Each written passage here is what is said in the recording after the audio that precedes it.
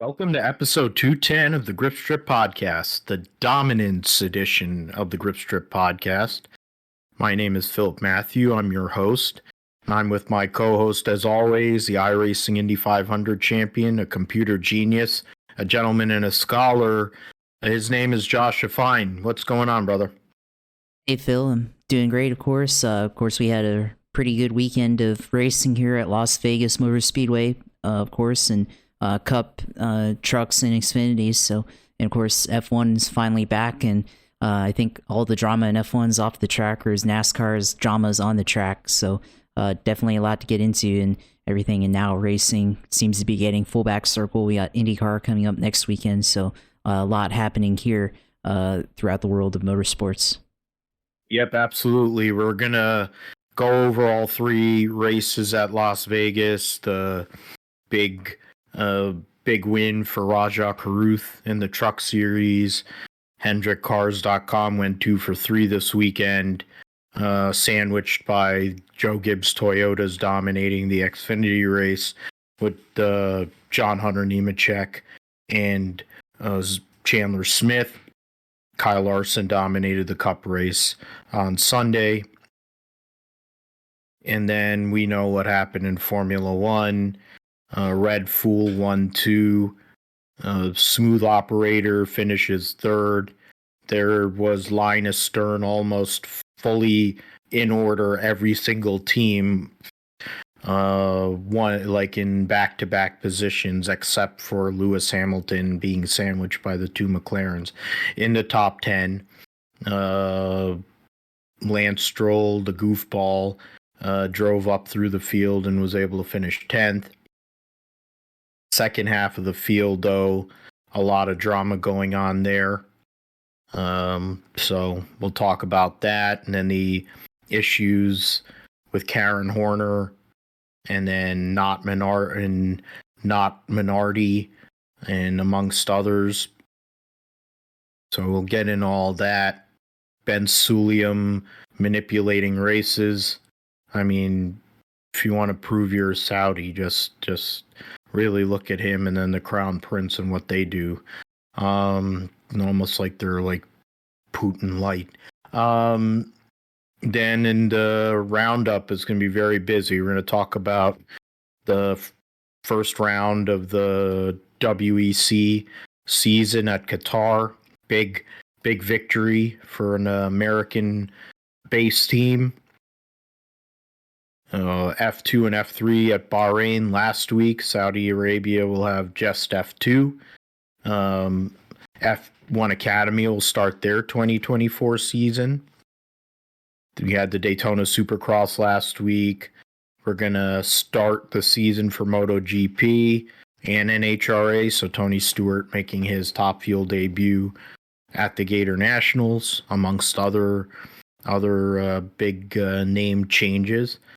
And Indy NXT at St. Pete. I mentioned F1 Academy, and then we'll close out with the Daytona 200.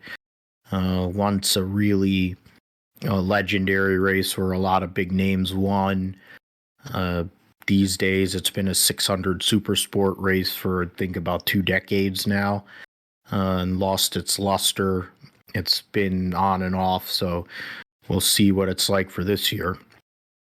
We'll preview the 2024 IndyCar Series season along with St. Petersburg for the first race of the year, make our picks. So we'll make championship picks, we'll make race picks, and preview that. Saudi Arabia for our Formula One, we'll talk about who will finish behind fish lips. Cup and Xfinity are at Phoenix, and we'll make our previews and picks for that. Josh will let us know all things going on in the world of iRacing and gaming in the sim segment, and we'll call it a day. So let's start off with Pennzoil 400. I mean, there really wasn't a lot of drama this whole weekend at Vegas in terms of action. I mean, there was a little action at the end of the race there. Tyler Reddick was trying to get there and do something. Finished second both stages to Kyle Larson. Kyle Larson ends up getting maximum points, led 181 of the races, 267 laps. He's won 2 consecutive races at Vegas. This is one of his best racetracks, etc., etc. I picked him in my pick'em pool or whatever, so now I've won 2 consecutive races, and because of the maximum points, gained a huge amount of ground on second place. So I'm happy about that. That's about the only good thing that came from that, because that was just god awful to watch. Larson, Reddick, Ryan Blaney third, Ross Chastain fourth. So 3 guys from the 15th to 20th zone getting in the top 5, and then Keebler Gibbs 5th. Noah Gragson from 30th finished 6th. Martin Truex Jr. 7th. Denny Hamlin 28th to 8th. Joey Logano started on pole, finished 9th. And Will Byron started 4th and finished 10th. Suarez, coming off of his photo finish at Atlanta, finished 11th. William Clyde Elliott II finished 12th. Brad Keselowski, that Jones boy, Carson Hocevar, gets a top 15 finish. And honestly, it was a really great day for Spire. It's a great weekend for Spire, to be fair. The 7 car was running up there in the top 10 or 15 for most of the day before the incident that LaJoie had. Ball spot Dylan, Richard, Alex Bowman, former winner at Vegas, Daniel Hemrick, who I don't think I ever saw the whole entire weekend, and Josh Berry rounding out the top 20. Chase Briscoe ends up 21st, and I still don't know how that happened. He was running in the top 10 or 15 virtually the entire day, and then the last pit stop sequence or something, and he falls all the way back to 21st. I mean, that's just god awful. In the end, 31 cars finished on the lead lap. There was only one DNF. That was Chris Buescher after his right front wheel came off and he slammed the wall. There'll be 2 week penalties for multiple people on that team. Zane Smith hit the wall early in the race and broke a toe link, but they were able to repair it and get him back out there. Bubba Wallace had lug nut issues, and that basically screwed his race over. He had a chance, honestly, would have been a top 5, top 10 car. Christopher Bell's interesting 2024 continues. Trying to remember offhand what happened to Christopher Bell. Flat tire at the beginning of the race, and then later on, he spun out in lap 158 off of turn 2. Yeah, all right. So I was trying to remember that, but I appreciate that. So I mean, Christopher Bell has had quite a start to the year, but like he has the last couple of years, he seems to clutch up as the season goes on. Starting slow with this points format isn't horrendous. You may not go and end up winning the regular season title, but you can go and accumulate a lot of stage points depending on the race weekend and give yourself, and one win really gives you, puts you in a good spot to go and make the playoff. These days, I don't think there will be more than 16 winners. But who knows? Maybe there will be. But really, it was Larson all day from the start. The Toyotas were fighting all day, whether it was the 2311, and I mean, it was Reddick, and then Bubba was up there before he had his issues, and then the Gibbs guys. Excuse me. I mean, outside of Christopher Bell, all the other three, Keebler had pit issues, came back. Truex, of course, has always been a solid driver at Vegas, and Hamlin. But at the end of the day, it all starts and ends with young money. Yeah, it all starts and ends with young money. A lot of times it seems like, on these mile and a half intermediate tracks, that's where his talent and where his car really handles well and allows him to dominate a lot of these races. So Larson led a ton laps today and won the race, but it wasn't easy at the end, of course. It seemed like in the middle portions, maybe Larson started to kind of fade towards the end of the run, but he was still able to hold on the lead, and this was kind of the case at the end. Larson kind of arrow blocking at the end over Tyler Reddick, and I think for Reddick, if he would have went high on the with 2 laps to go, he went low and followed Larson through the corner and didn't lose a ton of time, but then he went low again in turn 3 and 4 and then lost all the momentum that he had, because that's the corner where he was making up a lot of the time, the last 10 laps or so of the race there. Prior to that, he was making up a lot of time in turn 3 and 4 and went low to follow Larson, which Larson, I think, went kind of middle high the previous lap to kind of throw off Reddick there with the arrow blocking, but then Reddick stayed low, and that's where he lost the momentum.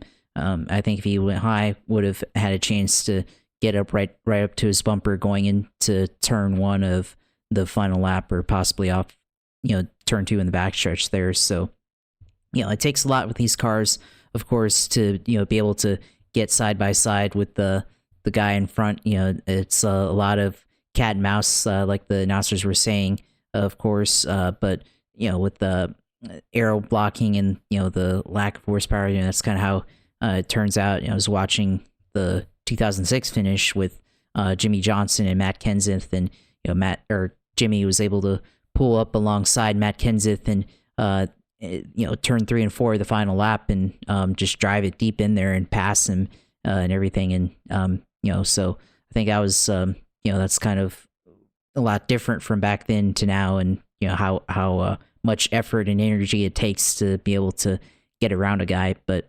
it could make for Larson, of course, with how Chevrolet is with their package compared to everybody else.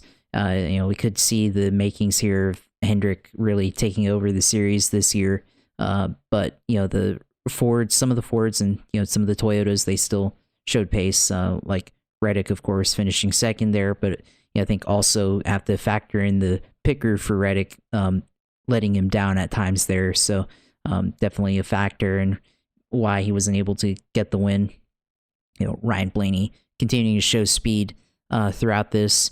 Ty Gibbs, was up there as well. So kind of surprising to see him fighting up there in the top 5. I think really surprising. Noah Gragson in 6th place showed. They had speed throughout the weekend, and then they really just came out to play this weekend here. So a really good result for Noah Gragson there. Finished 6th, and what's looking like kind of like the forgotten Ford team now these days. That we don't really have a whole lot of expectations for Stuart Haas Racing, but Noah Gragson came out and held the flag for that team today or on Sunday. So good result there, and it is notable because they did have that 35-point penalty on last week from Atlanta, so scored 30 points this week. So that still puts them behind the 8 ball in terms of having points compared to the rest of the field, and is just now making it up. And there's still time, but just shows the impact and of how points penalties, massive points penalties, can affect you. So that's worth noting there that for something later on, in the mile and a halfs, they could have speed later on, but we'll see if this is a one-off where they can take that and learn some more stuff and everything. But you had that. And then William Byron led laps early, of course, but I think they like ran over a trash bag or something. So yeah, that was interesting there. That could have affected their day and could have brought in another player. I mean, it's a Hendrick car, but maybe Kyle Larson doesn't dominate the race as much if he doesn't run over that trash bag, if William Byron doesn't do that. So yeah, that's worth noting. But you just had that, and of course Kyle Busch back in 26, he was a huge player at the beginning of the race and in the middle portion, but then they just ended up having a speeding penalty there at the end that kind of got them there. So yeah, errors for Kyle Busch to start the year, that's something that they've got to work on, and maybe that's the one thing that's holding back the RCR team is maybe Kyle Busch has the speed and the talent, but their pit crew isn't as good as what some of the top teams have. So yeah, that's something worth noting. And then of course Bubba Wallace there finishing 35th, had top 5 speed at the beginning, top 10 speed I think, but of course had I guess his team decided to do the Valtteri Bottas impression there with Mercedes at Monaco a few years ago. But Bubba somehow I saw that he was able to push Tyler Reddick down the front straight of Las Vegas, which seems really interesting to use drafting help at a track that isn't considered something where you would utilize drafting in that sense, where you have car getting a tow or a side draft, but never where a guy behind you is intentionally pushing you down the front stretch to try to help him make time up to the leader and everything. And that was kind of an interesting dynamic that we kind of saw in the middle of the race once Bubba was out of contention after that, and also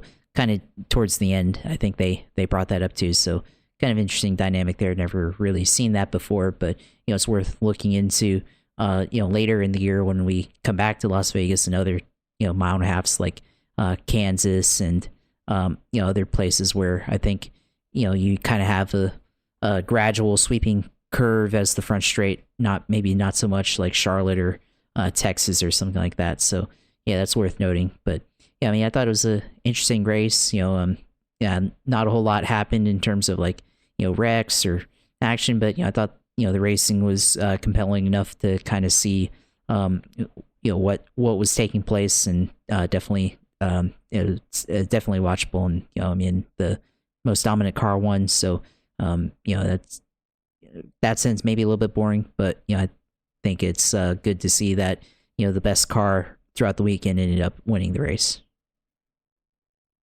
Yep, and that was, I mean, it's not a surprise. I mean, Kyle Larson's going to win his fair share. Going out there and having the speed like that is, I mean, you brought up with Chevy and their package, the Hendrick cars, him and the 24 were up front, and then, I mean, that garbage bag or whatever that went on the grill for Byron kind of set him back. I mean, there was pit road issues aplenty, not just Bubba, but the Kyle Busch issues screwed up his whole entire day. Bald Spot Dylan also had problems. Keebler Gibbs had issues, but he was able to come back from them. I mean, I think the pit crews now, they're so specialized, but then there's so much more pressure on the pit crews, I think, now more than ever because of how quick they are. They have to go. I mean, and theoretically, the fuel isn't even getting done, in that time frame. I mean, are we really sure that in 11 seconds are filling the 2 cans of fuel? Really? I mean, and so that's another thing that my thing is, yeah, you lose that time on the track, but then you'd also lose the time if you run out of fuel too. So at some point there has to be a balancing act of done, but then you have what happened to Chris Buescher, destroys his race car 27 laps into a race, loses pit crew members and loses his car chief, crew chief, whatever. I mean, for what? I mean, it's just I don't know if they're really going about it the right way when it comes to that. I mean, there's going to be plenty of pit practice in Welcome, North Carolina. I mean, Boyer said it during the broadcast, but I think it's true. Kyle has had speed in every race, but had issues.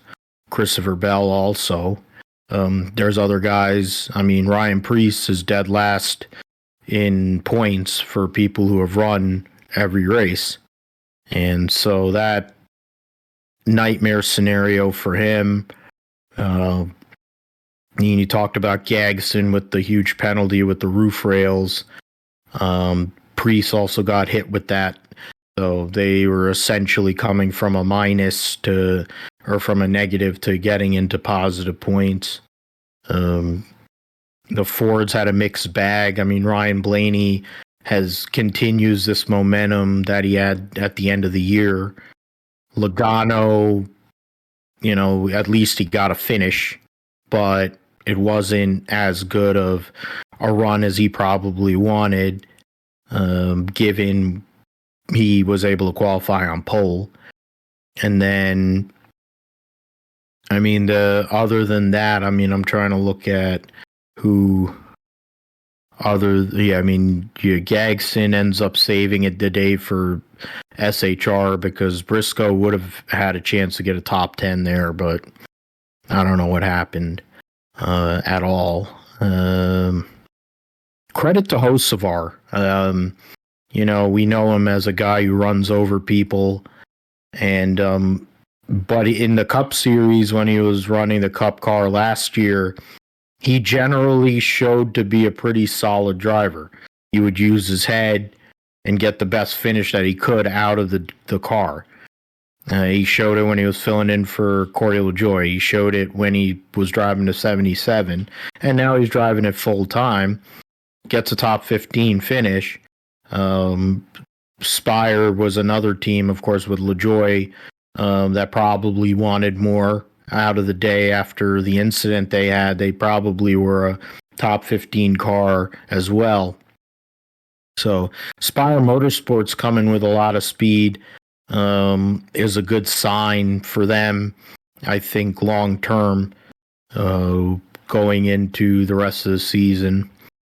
The Toyota's obviously fast, and that's not really a surprise. Even the new customers with Legacy, with Eric Jones, John Hunter was 22nd, but he was able to move up a little bit more than that at times. So, I mean, it's something to see as we go forward.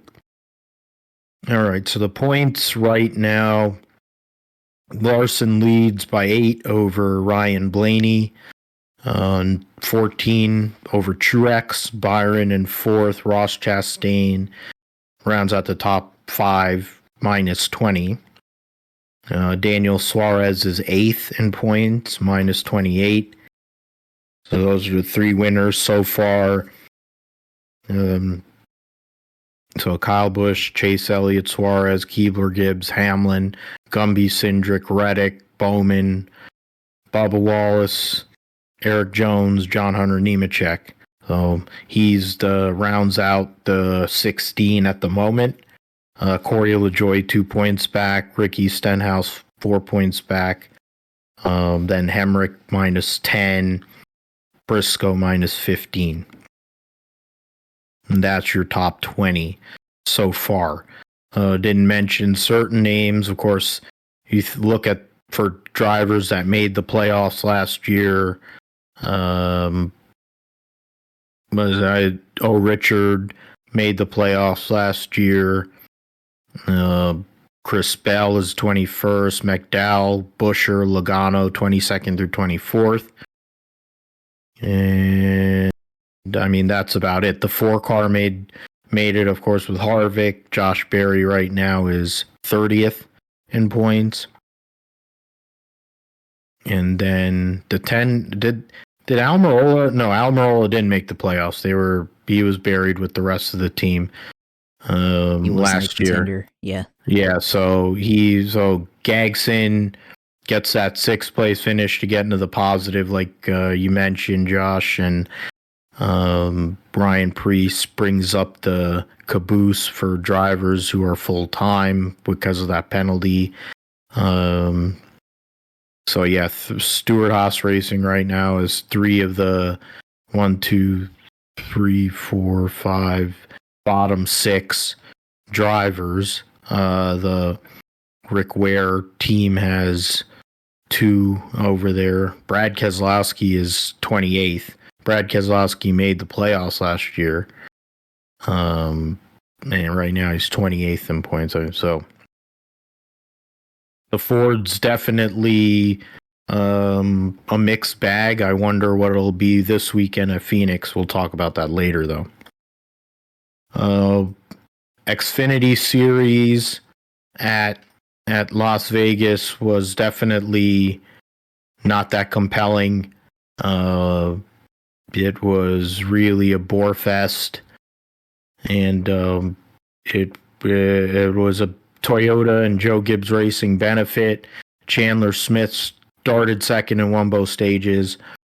John Hunter Nemechek finished second in both stages, but led the most laps. After that, you had 27 laps led by everybody else in the field. John Hunter Nemechek with the victory. Defending series champion Cole Custer qualified on pole, finished second, didn't lead a lap. Chandler Smith third, Austin Hill fourth, Riley Herbst rounds out the top 5. AJ Allmendinger sixth, Ryan Sieg seventh, Sammy Smith 8th. He started 8th, finished 8th in the 8 car. Bruckshot Jones in 9th. Justin Allgaier started tailback, basically, and finished 10th.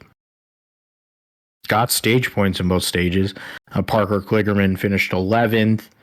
Got stage points in both stages. Eric Almirola in his season debut for Gibbs, 12th. Josh Williams finally gets a finish, 14th. Haley Deegan, 15th. Corey Heim, 13th. Alfredo, Jesse Love, Leland Honeyman, who had who qualified 18th, finished 19th, finished 18th. He swapped positions essentially with Brennan Poole, and then Kyle Sieg rounds out your top 20. Sheldon Creed was 2 laps down in 26th. Sam Mayer wrecked early in the race and finished 38th. SVG blew an engine and finished 37th.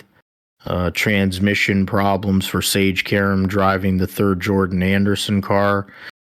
Parker Retzlaff goes out with a fuel pump issue. Started 4th, was running up in the top 10.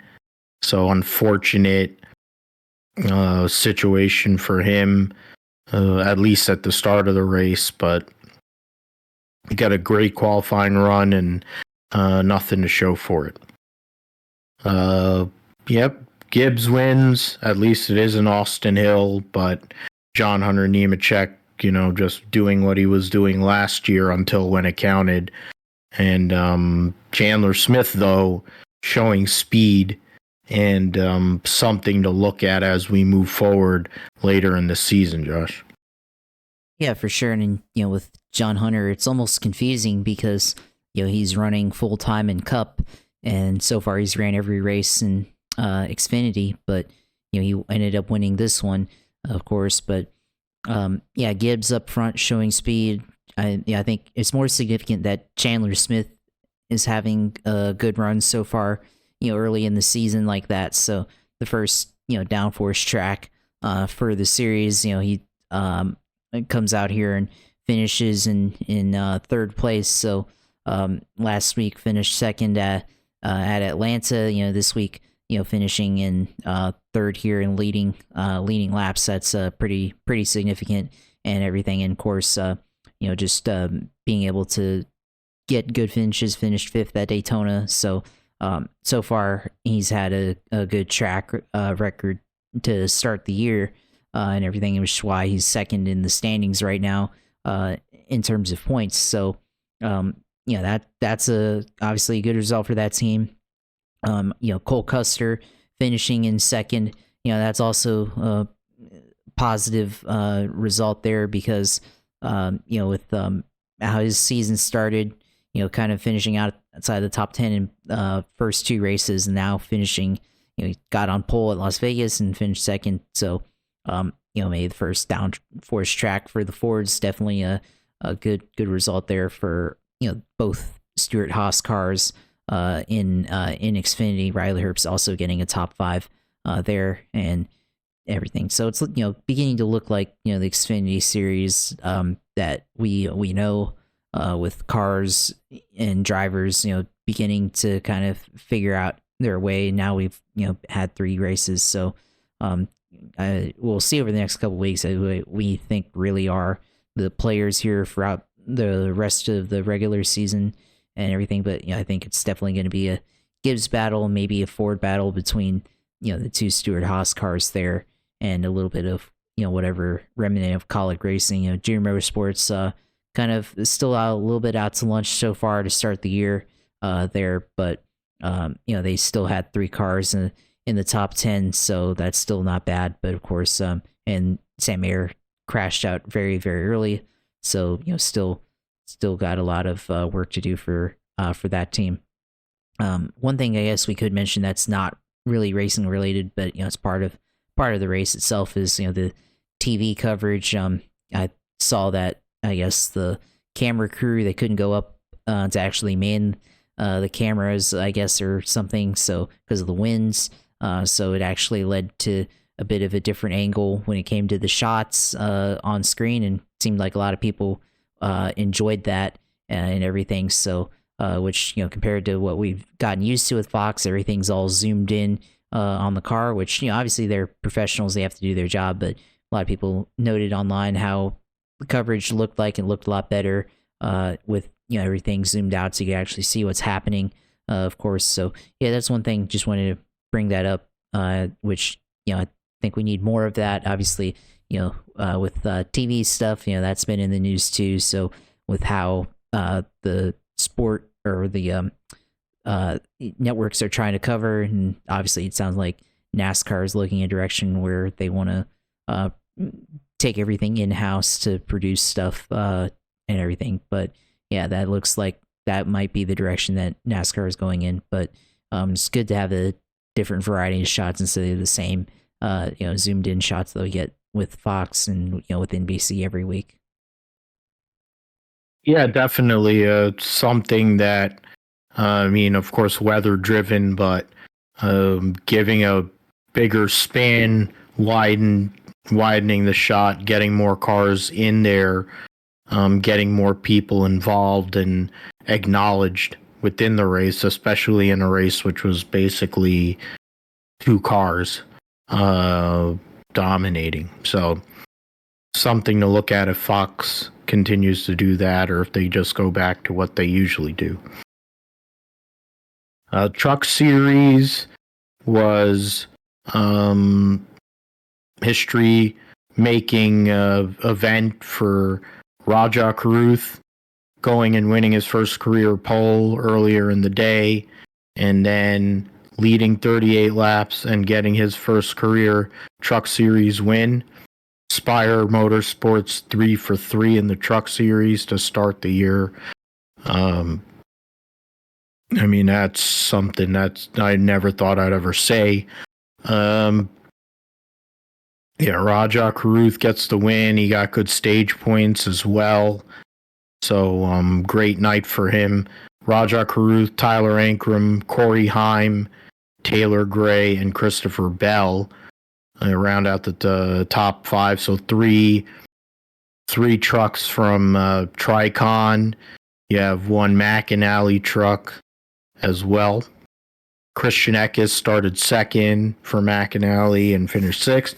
Crafton finished 7th and was quoted and sounding like a boomer, which, for a guy who's basically never gotten out of the Truck Series, makes a lot of sense. Zane Smith was 8th, driving limited races for McAnally. 9th, Grant Enfinger. 10th, Ty Majeski, who won both stages in the Curb Records Ford for ThorSport. Jake Garcia just outside of the top 10. There were 13 trucks on the lead lap. Brett Holmes, Ben Rhodes round out those trucks. Kyle Busch had issues on pit road amongst 3 Spire trucks, Purdy, Sanchez. They had long green flag run there late in the race. But I get in the end, we talk about it. You showed it was Amanda Wallace was recording her hubby, talking about we had Phil Spain and Sarah Davis last week, and the first couple of the Bubba Wallace fan club, and the mentor to Rajah Caruth and Darrell Wallace Jr. is watching the race intensely, trying almost like he's driving the truck himself. Shows that genuine care he has for his dude, the Washington, D.C.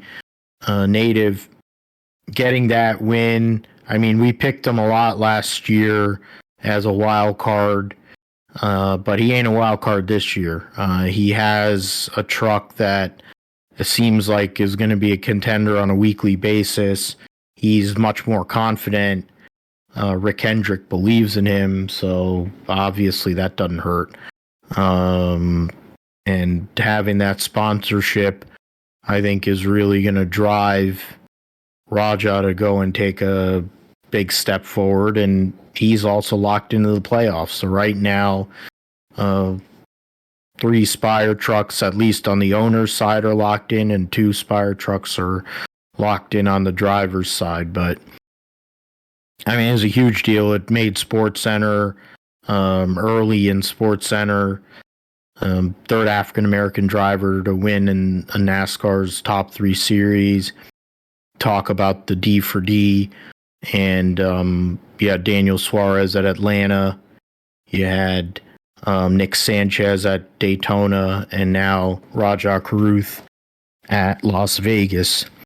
So representation there. So far at every race weekend for the D for D is a huge deal for the series, but especially for Rajah Caruth, Josh. And you mentioned that we picked him a lot last year in the wild card. So obviously had the belief back then. So it eventually came through this year, and moving over to Spire after being with GMS last year. Spire, of course, full backing this year with HendrickCars.com. So, obviously bookending the weekend here, Kyle Larson winning on Sunday, Rajah Caruth on Friday night. So, very, very significant there. And, he started on pole and was up there fighting throughout the race. But initially, I wasn't sure if he was going to win. Thought maybe he would just get, a top 10, which is still good. But, thought it wasn't sure if he was going to have race winning pace, because I thought that maybe one of the other trucks in that field was looking like they were going to pull away on the long run, with Corey Heim or Taylor Gray there towards the middle of it. But Rajah last pit stop cycle, I think part of it was Kyle Busch got another penalty there, so he got a penalty in both races he participated in. But that was a part of it. I think there were several trucks. Hello. What? You got Frozen Josh. Oh man, that did not expect that. Is it me? I don't know. Because you're frozen on your end. You see that?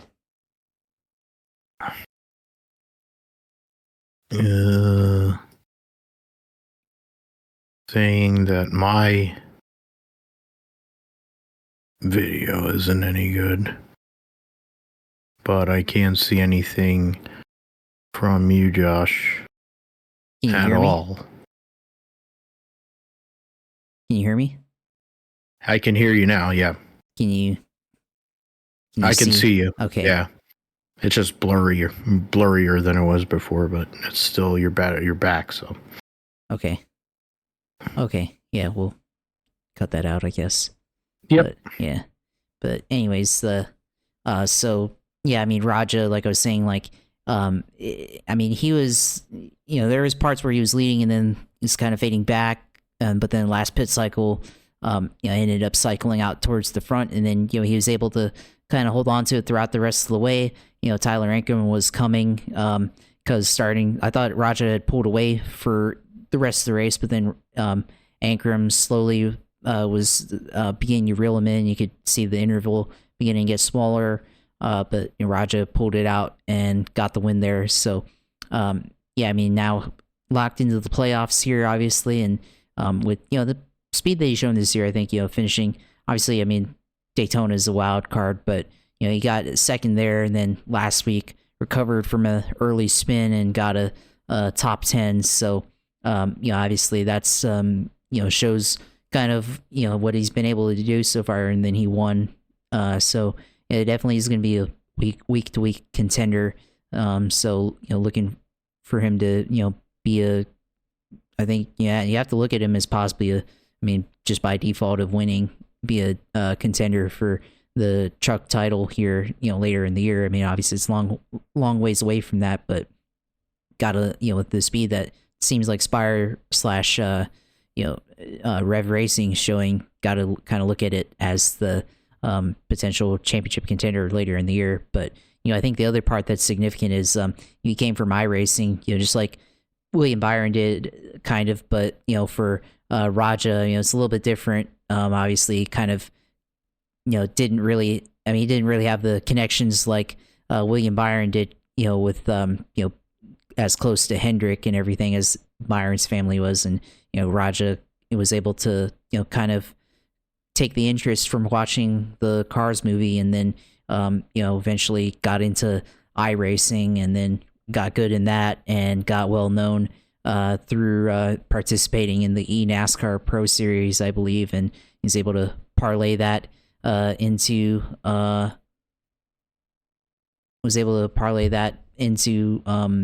being able to get a ride with the D4D program, and being able to run through that and eventually make it up to the Truck Series. So can only go higher from here, I think, and can only go higher from there. So we'll see how he goes, but I think it's definitely a start of a good career here in the Truck Series, and definitely looking to see how he performs throughout the rest of the year.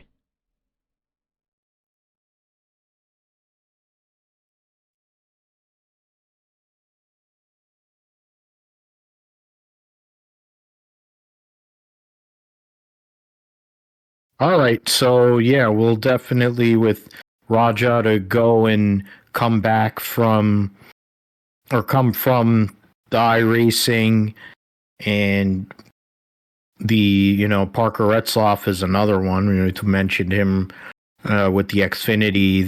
There's a growing number of drivers that are able to come from the sim and apply their trade, get into an actual vehicle and do work. And in Rajah's case, he had to do a lot to get there, and has supports for sure, and utilize those to go and get that first career win in the Truck Series. A huge win for him and the Spire organization. The points going to Bristol in a couple of weeks' time. We have Tyler Ankrum leading the points by 5 over Ty Majeski. And you got Corey Hyman third. Rajah Caruth moves up to 4th. Nick Sanchez is 5th. He lost 2 places.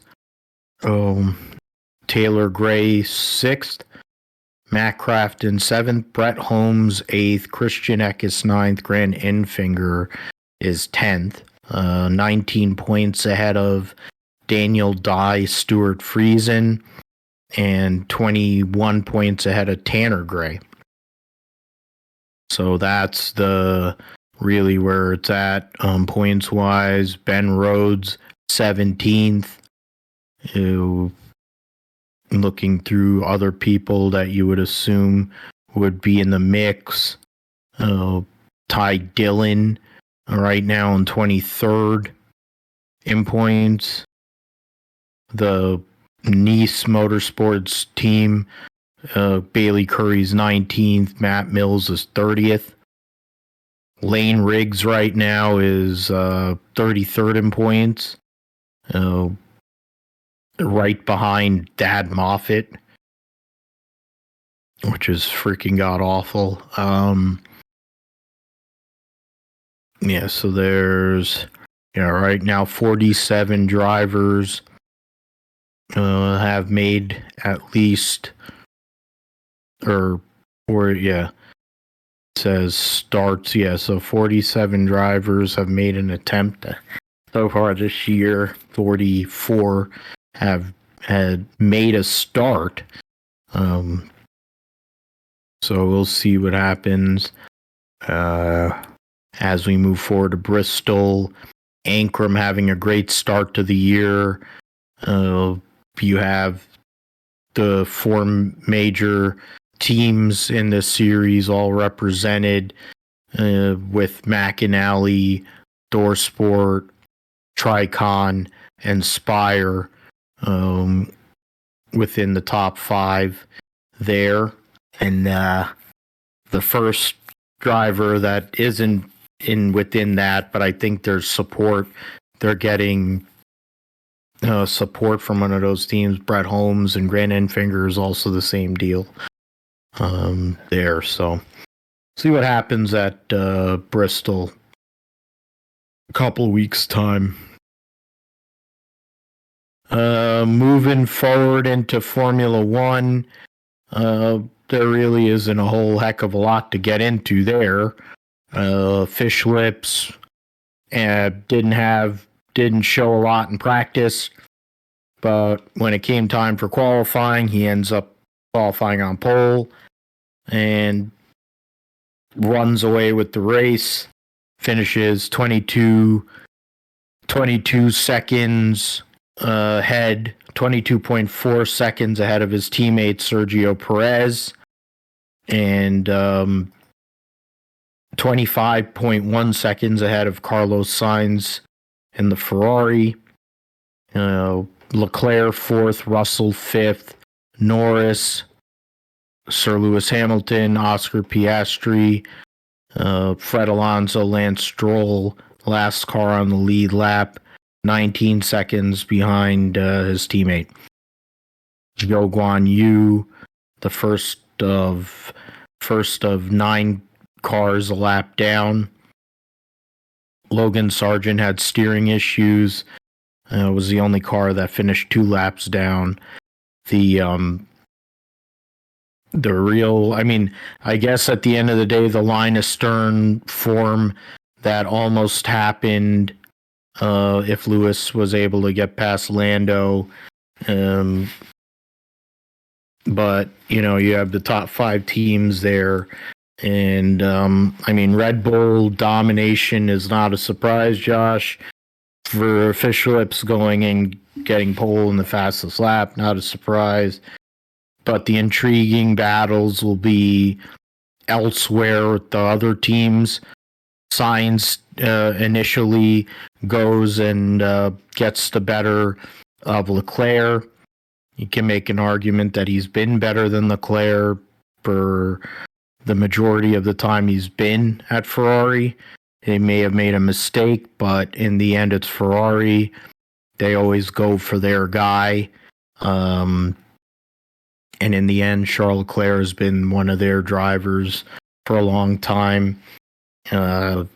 Keeping him over Sainz is based on probably that and, some other stuff. But, Carlos Sainz, I don't think should have a problem getting a ride for next year, whether that may be going back to Red Fool to drive the second car, which I don't think he would want to do.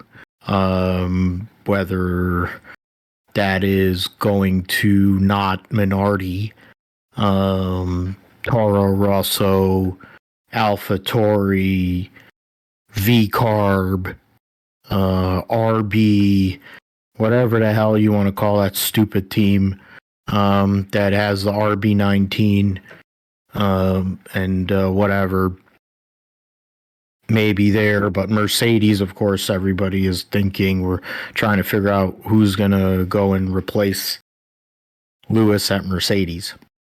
And he's one of those people that I think are at the top of the list. Fish Lips might be up there too, since there's supposedly a lot of drama at Red Bull because of Karen Horner, and that situation sounds like there's a coup going on with Jos Verstappen trying to do a force out,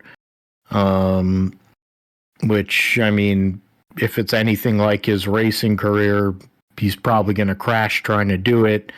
Karen Horner is a dipshit and a terrible person anyways, but they cleared him, which tells you what kind of investigations they really do at Red Bull.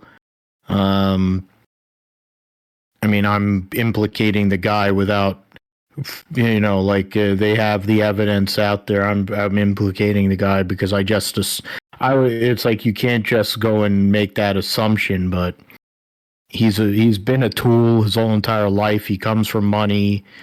The guy, it's not like he's ever been held accountable for anything. He always talks out of his ass and has got this arrogance about him when he's a freaking smurf. And he probably is a cuckold as well, but he goes and gets cleared. But it sounds like between One-Eyed Marco, Jos Verstappen, others, they don't want him there anymore. Maybe he told Max Verstappen that he had to change something. Who knows? Because, Max has got the mentality of a child. So, I don't know why there would be any type of infighting or reason to change when they win every fucking race. That might be the only thing that could do anything to this team. And if it blows up on them, it'll be hilarious. To be fair, if it all blows up and Red Bull just completely melts down, Daniel Ricciardo wants to go back and drive for the main team. That might lead to that happening. It might end up that the guy that he was fighting and cursing out yesterday in Yuki Tsunoda might end up being his teammate. You got all kinds of drama. It sounds like one of the Housewives shows. And when you consider how bad Formula One has become, it's got the Housewives drama is probably better than the actual racing itself. And so, there's certain teams like Alpine that are completely out to lunch. Certain drivers that are hoping for a recovery drive at Saudi this weekend, like Lewis. But the drama off the track is more interesting than the racing on the track, Josh. Yeah, for sure. The drama off the track's way more interesting at this point. And, I like how you phrase that they're a coup led by Jos Verstappen, which that would be hilarious. Like, if it actually turned out to be a real coup, and they just went and flipped the F1 was a slogan that they used a few years ago, "We race as one," and they just started using that to kind of, I guess, cancel Christian Horner there. So that would be really funny if he just led a movement.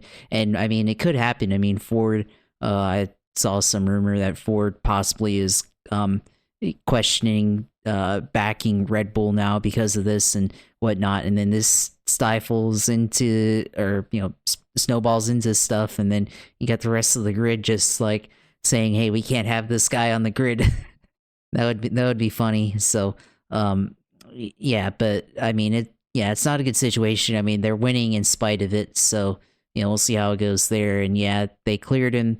But of course, you wonder if there will be any further investigation, or if there's further stuff that'll come out from outside that organization there. But of course, yeah, that's the main drama there, of course, which has actually nothing to do with the racetrack, or maybe something to do because they keep winning. So Verstappen's still winning regardless there. And then yeah, the only real drama there on track was with the two RBs with Tsunoda and Ricciardo, and then Tsunoda kind of dive bombed him after the race there, and was not happy about having to give up his spot, and he was kind of contending there for the points there, but really don't know if he was going to have the pace to hold that spot there. So yeah, I mean, I think this is just incompetence by the RB guys there. So yeah, of course they still have a lot of work to do, and we'll see if that leads to one of them taking the seat at the end of the year for Red Bull. So we'll see there. And then yeah, I think the other thing you got to talk about is Mercedes. With their pace. I mean, I think we both had Lewis in the top, or in the podium, and Lewis obviously didn't have the pace the whole weekend. Really ends up getting 7th. Russell not much better than that, maybe a little bit better in terms of contending for the podium, but ended up fading there at the end to Carlos and Charles Leclerc. So yeah, the Mercedes still have a lot of work to do, compared to what they were coming into this year. So we'll see if Lewis can contend a little bit better, but yeah, not off to the best start like I think people were optimistic for sure. Yeah, I mean, he led FP2, and when I saw that, I kind of got my hopes up that it could be a decent weekend. But unfortunately, after that, it just kind of went to hell. I'm surprised that McLaren wasn't better this weekend, but then I guess you can consider last year at this time, they were at the back of the field, so coming back to Bahrain, yeah, they had testing. They weren't showing like amazing pace. Maybe it's just not a track for them. Maybe. We'll see at Saudi. They're in the couple of years, or however many years they've been at that hellhole. McLaren has not really been in a position to contend, so maybe that's an opportunity there this coming weekend. And then yeah, the Mercedes thing is going to be, that dynamic is going to be interesting. Handling Lewis's exit, Glassjaw, what is he going to do after basically being an also-ran last year? Ferrari's dynamic with Carlos Sainz, going, even though he probably is better than Charles Leclerc. And Checo, can he keep on finishing second? If he keeps on finishing second, they're not going to get rid of him. But if there's something that happens or he starts falling off, then yeah, Daniel Ricciardo, Yuki Tsunoda, Liam Lawson, insert Red Bull Jr. here, somebody that One-Eye Marco decides he likes that particular day, if he saw him or not, out of his good eye. I mean, whatever it may be. I said it, and I said it, and I meant it, that the world would be, or Formula One would be a better place without Red Bull, and they own two teams. So that tells you they have control of 20% of the grid, and then they're going to complain about what Andretti brings to the table. I mean, really? Unbelievable what kind of bullshit these people pull and how bad of sports they are. And you have one guy who's a sexual harasser, and the other guy, the person who's the talent evaluator, only has one eye. And you have Adrian Newey, who's a legend. You would think that you would assume that somebody of his ilk and his character would want to be working for somebody that's got a better quality than that. And then, like on the other team, Toro Rosso, I refuse to call him by the whatever bullshit name they have. I'm just going to call him anything but that. They don't know what they want.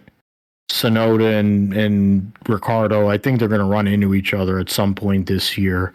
It's going to be funny when it happens, too. I've been on record for a while saying that he's going to take that seat at Red Bull because he wants to be Fishlip's lackey for whatever reason. I'm like, you're a Grand Prix winner. You finished third in the World Championship before, and now you're resigning yourself to being a lackey for Fishlips. Really? I mean, come on, man. Have a little more backbone and at least go and, you were willing to take the risk and it didn't really work out too well for you. But in the grand scheme of things, being a caddy for Fishlips is not as good as just going and staying at that other team and being the lead dog. Even if it's still being at whatever, Toro Rosso. Because Alpine's going nowhere. Haas is a nowheresville. Williams, we don't know. And I know that, but we do know that James Vowles wants to keep Alex Albon, who's going to be in the second seat. If Logan Sargent doesn't actually start putting things together, it ain't going to be him. And then you have, I'm trying to think what, Sauber. We don't know if Audi's there. We don't know what that's going on. Who's going to be around. And did I forget anybody there in that area? No. So that's the bottom 5 teams. Stroll's nepotism junior right there. He's god awful. I guess I can't say he's god awful, but he's also not, I keep on forgetting that guy, that YouTuber, the crazy YouTuber guy who does Formula One recaps, and he just yells like a crazed lunatic, and he calls Lance Stroll an autistic, which is horrendous. Rocket-powered Mohawk. He says a lot of good stuff, but that one, I don't like Lance Stroll. I never have liked Lance Stroll. He's a dweeb. What is it? Paddock Pals. I was on with one half of the Paddock Pals podcast there. I have to go back. Let's see if I go on Instagram. That'll be a problem for me because then I'll start scrolling through all the hot chicks. But Warren from Paddock Pals, and he called him a dork. And then I'm like, well, dork, I think he's a dweeb. And either way, Lance Stroll is not, or doesn't really have any redeeming qualities. He's not as good as 96-year-old Fernando Alonso, even though Fernando Alonso spends his whole life up Lewis Hamilton's ass. So obsessed with him that he wants to figure out what's going on with his colon. He's so far up Lewis Hamilton's ass. And then you have the McLaren battle, which we'll see what happens with that and whatever. So we'll see what happens in Saudi with that.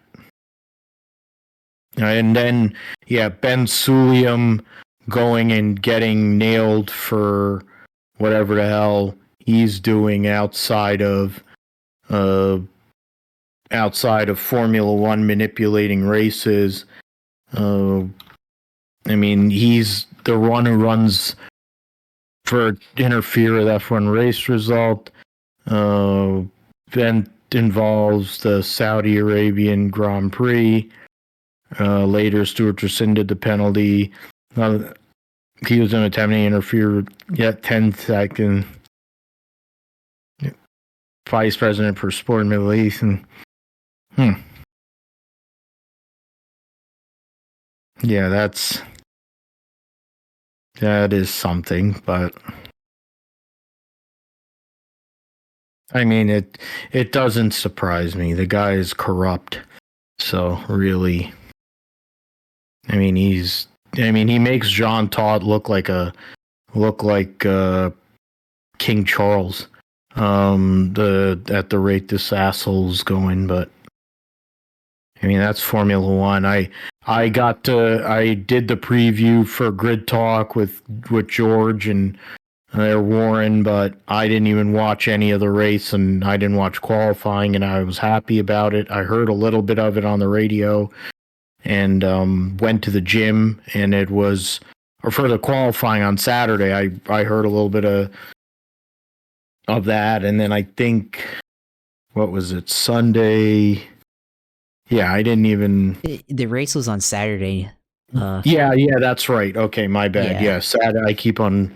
I didn't catch it either. I mean, I assumed it was on Sunday, and everything, and I was like, oh, I'll wake up and put on F1, and then I started seeing people tweet about it, and I was like, wait a minute, I thought it was tomorrow, and I looked at it, and Saturday, and Max Verstappen already won, and I was like, oh, all right, I didn't miss much, so there we go. So, that's this first two races because of Ramadan. They're doing them on Saturday, so we get an extra day to not have to deal with watching Fish Lips win again. Practice starts on Thursday, then you have practice 3 and qualifying on Friday, and then the race on Saturday. All right, so let's get in a roundup here. The World Endurance Championship started their season in Qatar, and it was a dramatic race for some people, not so much for others. The Porsche Penske Motorsports number 6 gets their first victory in the WEC, wins. Porsche gets a clean sweep of the podium, and when you look at it, the top 4 are all LM whatever they call the nomenclature they have for the non hybrid, whatever, the hypercars. They're not the hypercars or whatever the other one is. The Jota Sport number 12, of course, for a certain GOAT, who is a part owner of that team. So Kevin Estra, Andre Lauderer, Lawrence Vantor for Penske in the number 6. The number 12 Jota Sport with Callum Ilott, Norman Nato, and Will Stevens, 33.2 seconds behind, and then just behind him, just over a second behind, the second Porsche Penske Motorsports team, Matt Campbell, Michael Christensen, and Frederick Makowicki round out your podium. The Cadillac Ganassi number 2 was a lap down. Earl Bamba, Alex Lynn, and Sebastian Bourdais there. And the first hypercar was the AF Corsa Ferrari, Robert Kubica, Robert Schwartzman, and Ye Yafei. Same lap, sixth. The Toyota, number 7, Kamui Kobayashi, Mike Conway, Nick DeVries there. Ferrari AF Corsa, number 50, Nicholas Nielsen, Miguel Molina, Antonio Fuoco. The Alpine, number 35, Ferdinand Habsburg, Charles Malesi, and Paul Loupchatin, 8th.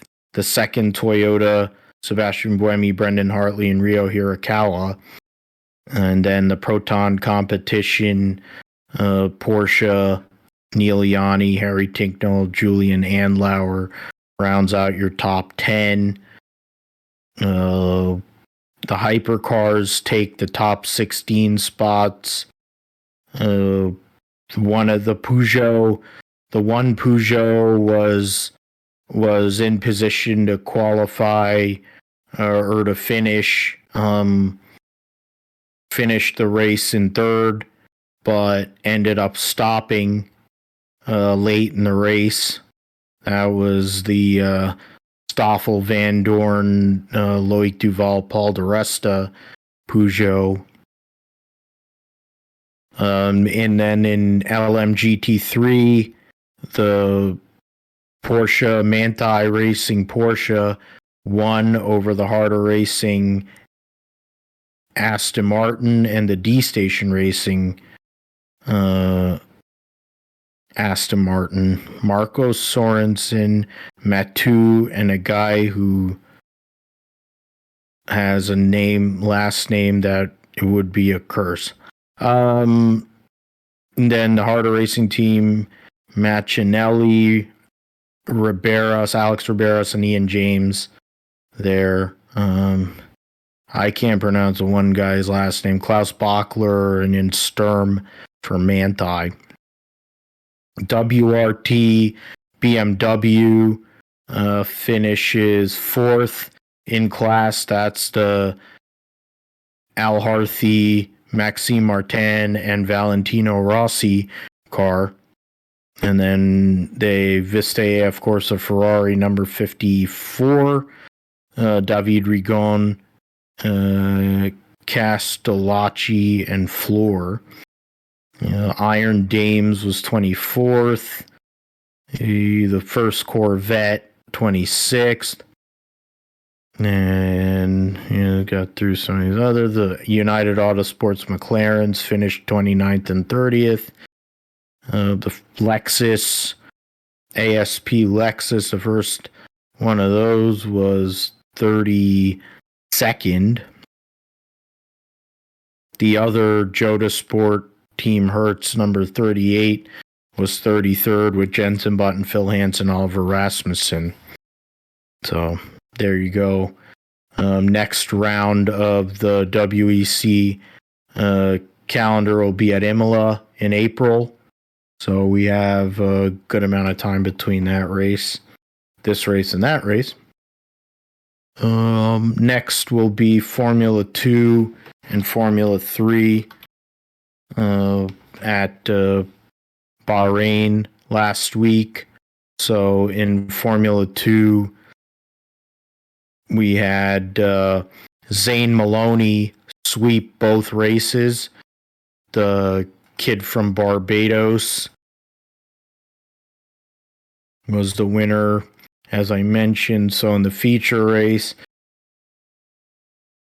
Zane Maloney, or in the sprint race, Zane Maloney over Jack Crawford, Pepe Marti, Isaac Hadjar, Paul Aaron,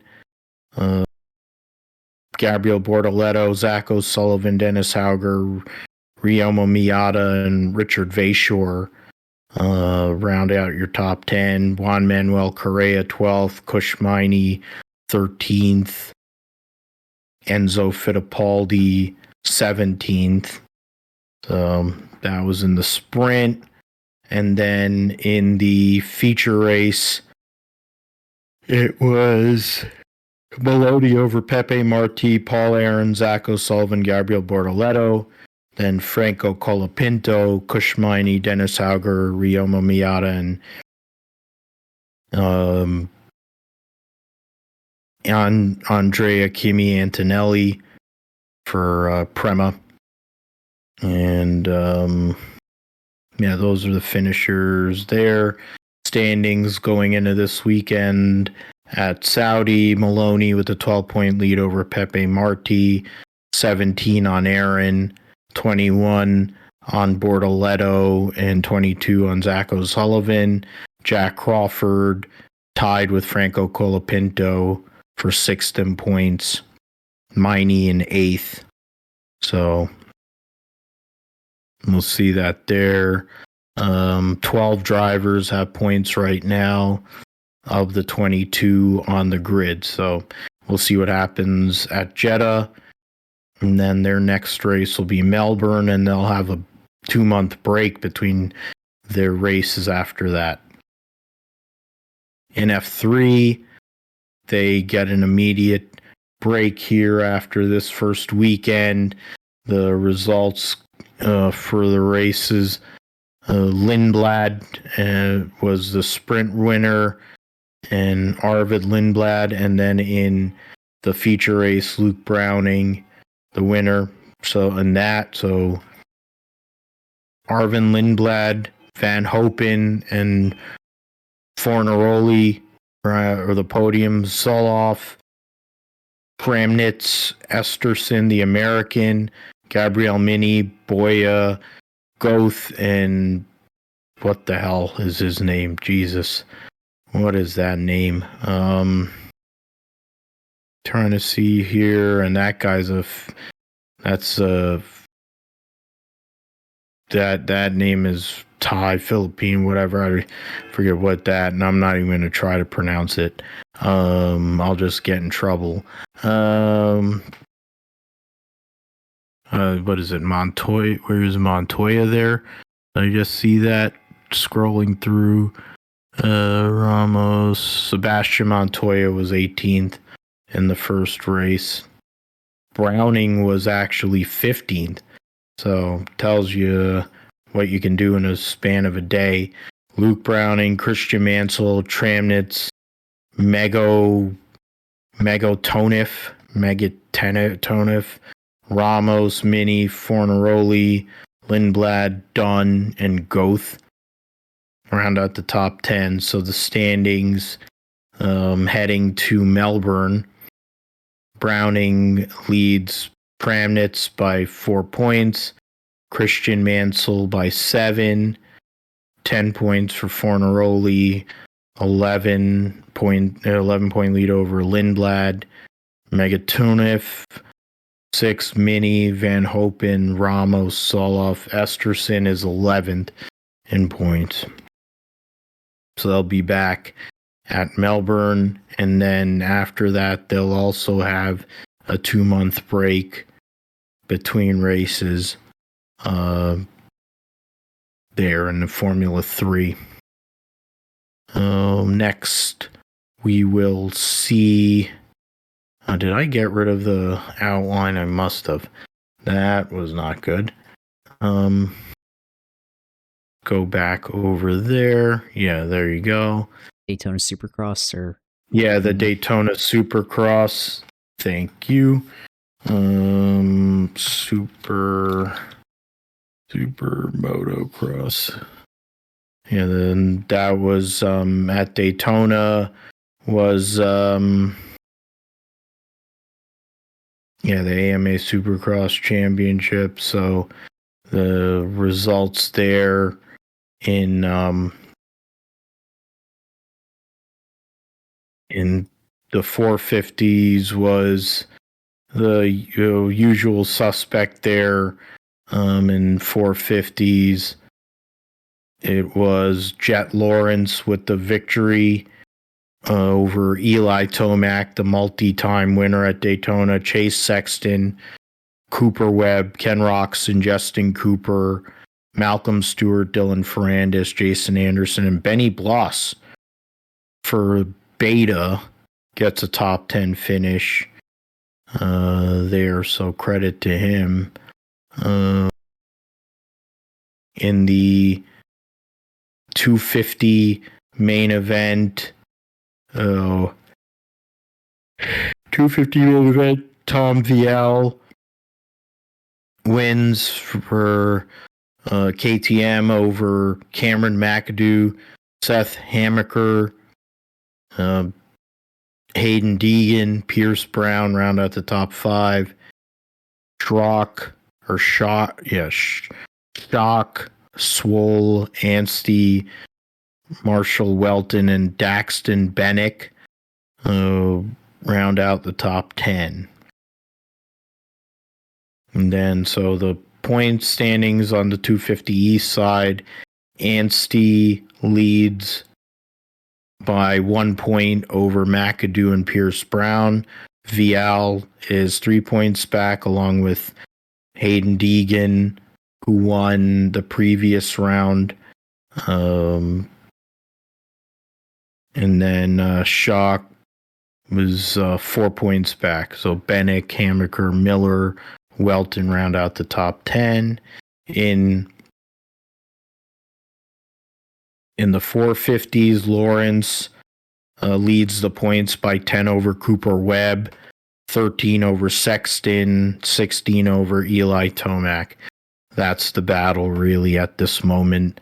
Roxon right now is 27 points back.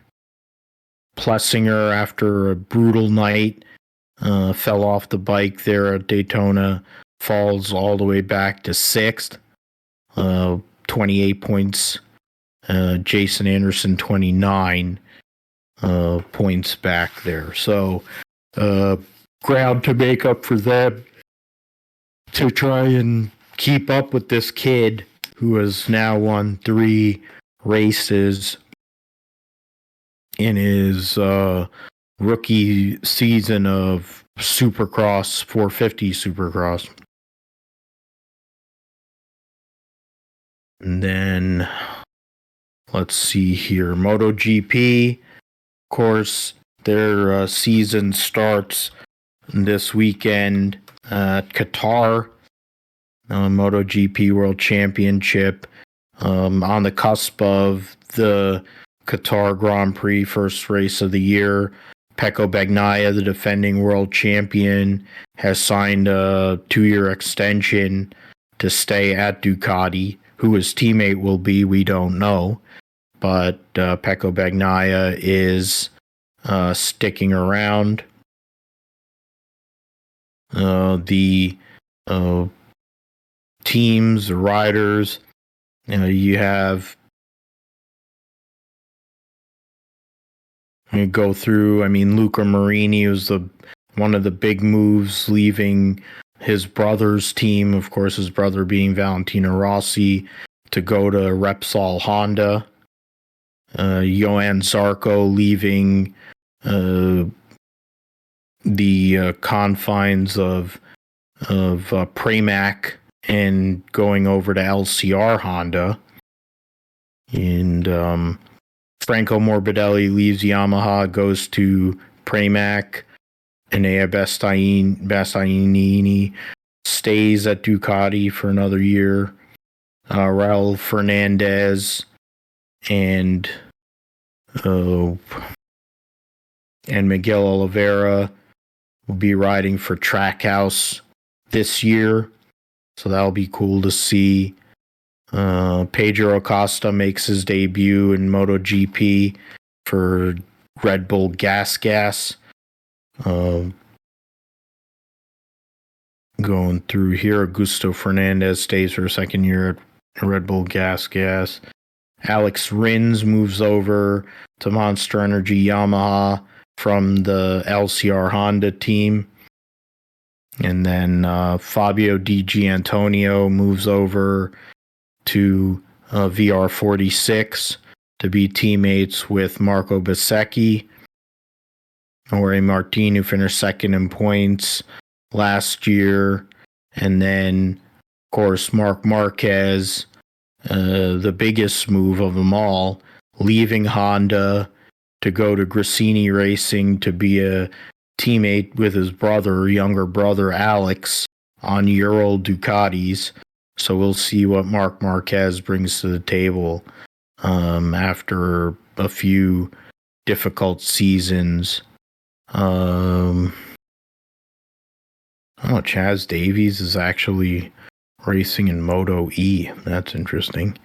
I don't even know who most of these people are. Most of them are Italians too, of course. Yeah, like I literally don't know who the vast majority of those people are. Jordi Torres, I know. Most of them, you put them in a lineup, nobody would pick them out. Their own family would know. Oh, there's a woman rider, Maria Herrera. Oh, okay. All right, that's interesting. And Moto 3, trying to go through here and see if there's any American riders or anything. Japanese, Spain, plenty of Spain. Oh, Swiss.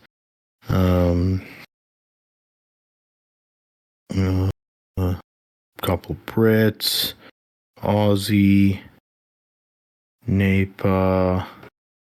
Yeah, so whatever, who cares? Not going to bother to talk about Moto 3 this year. Sergio Garcia, Barry Baltus, Morera, Philip Salick, Celestino Vietti, Tony Arbolino back, Joe Roberts moves back to the American Racing Team, sponsored, of course, by OnlyFans.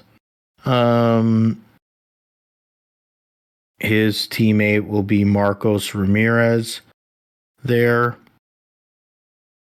Then you have Indonesia, Thailand. We got, wow, that dude's got tats all the way up to his neck. Jesus. Aaron Canet. You have Jake Dixon, Zonta Vandergerber, Foggia, Albert Arenas, Iagura, Senna Agus, Benson Nair, Jeremy Alcoba. So we'll see how for Joe Roberts, he's one of the more experienced riders in Moto 2 at this point, with the prospect of an American, obviously having an American team on the grid in MotoGP. Can Joe Roberts take that next step and become a champion so he could possibly move up to MotoGP? Something we'll definitely look at here as the season goes on. NHRA, we got Gatornationals, DHL and Coletta Motorsports sign a extension. That's big news. That's great. Go through, what was it, ProMod? I don't know how many cars they have. 26. How many of them are not a Chevy? That's a better question. I don't know what a 55 Bickel is. Kevin Riverbark. Okay, he's driving a Ford. 70 Charger, Chip King Jr. Stan Shelton and a Ford Mustang. So yeah, 3 of the 26 are non-Chevys. Okay, and it's in Pro Mod. Pro Stock Motorcycle. We have, they don't tell us how many they have. Oh, that's lovely.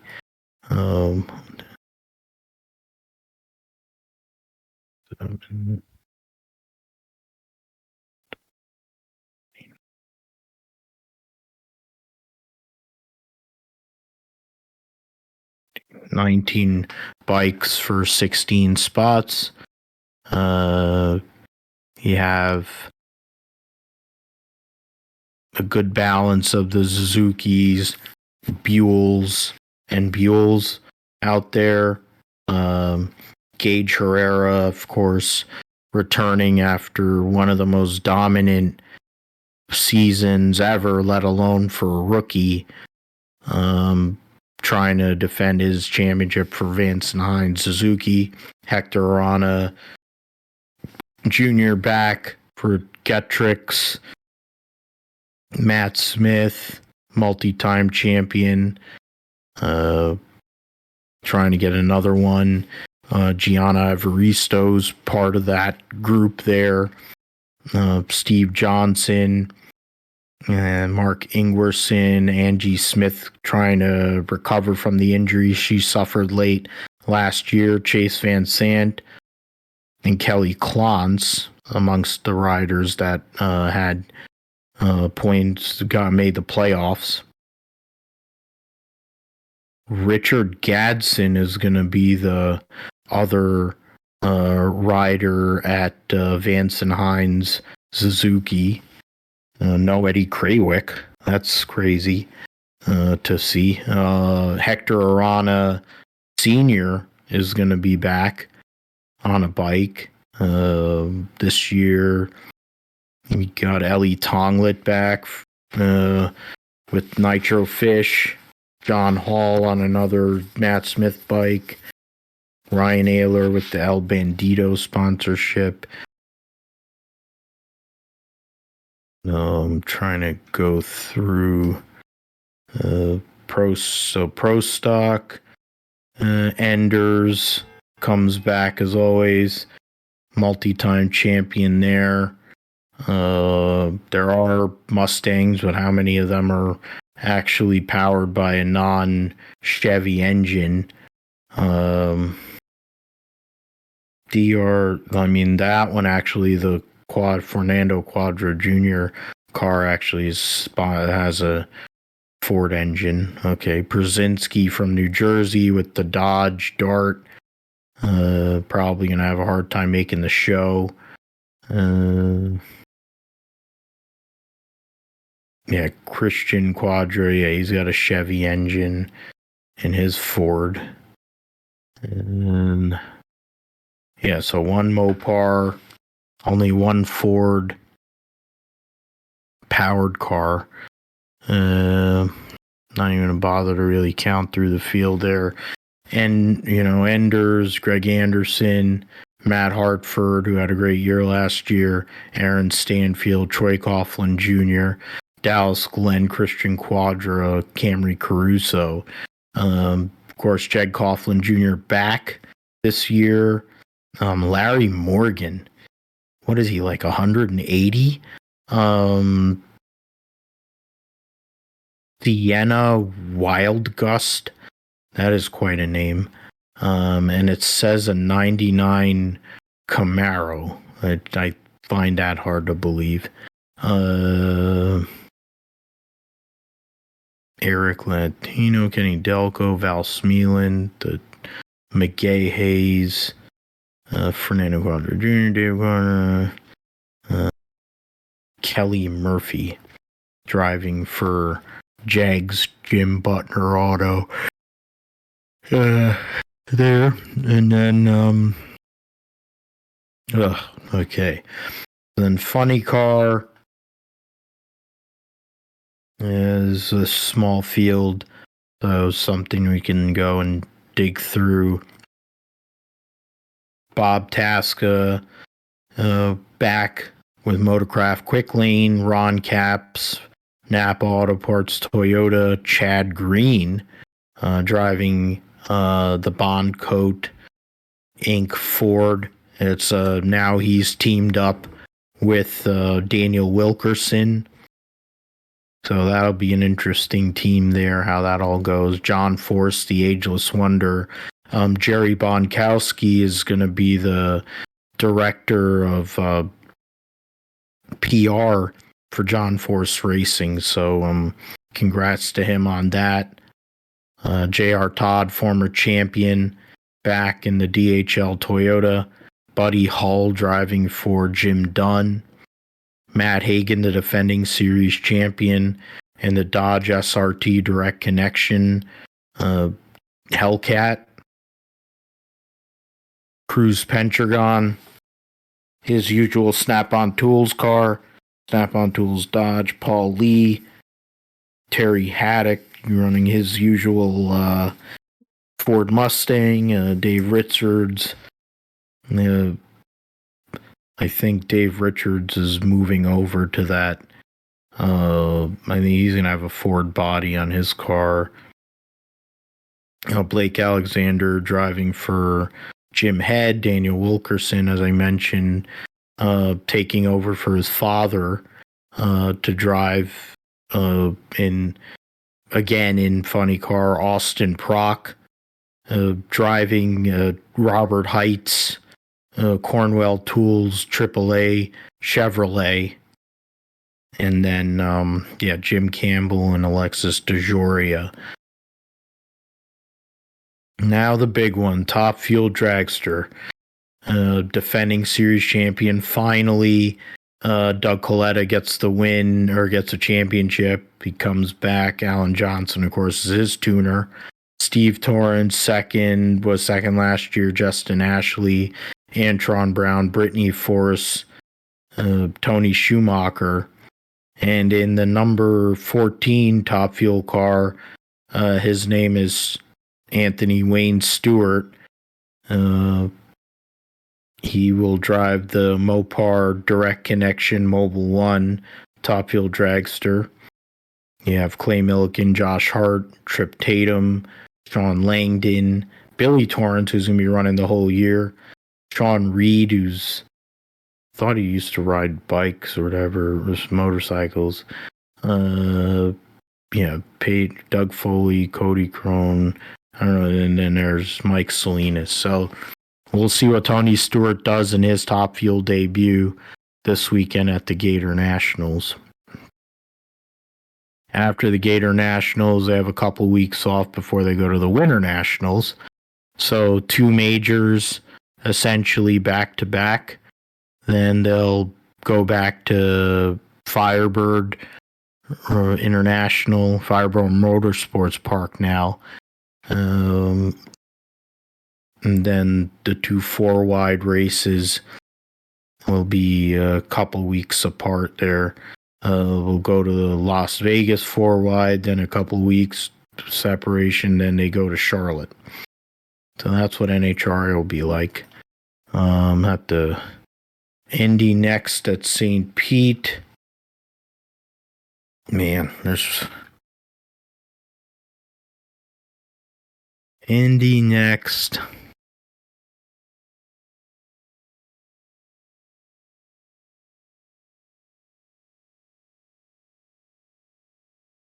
That's in alphabetical order. Now Lindsay Brewer, who's had her fair share of jizz on her face. Got the big story for this year, Miles Rowe moving from Pro 2000 or from F2000 to move up to the Indy Next series. So I got multiple people to root on. Yuvan Sundaramurthy and Miles Rowe for sure.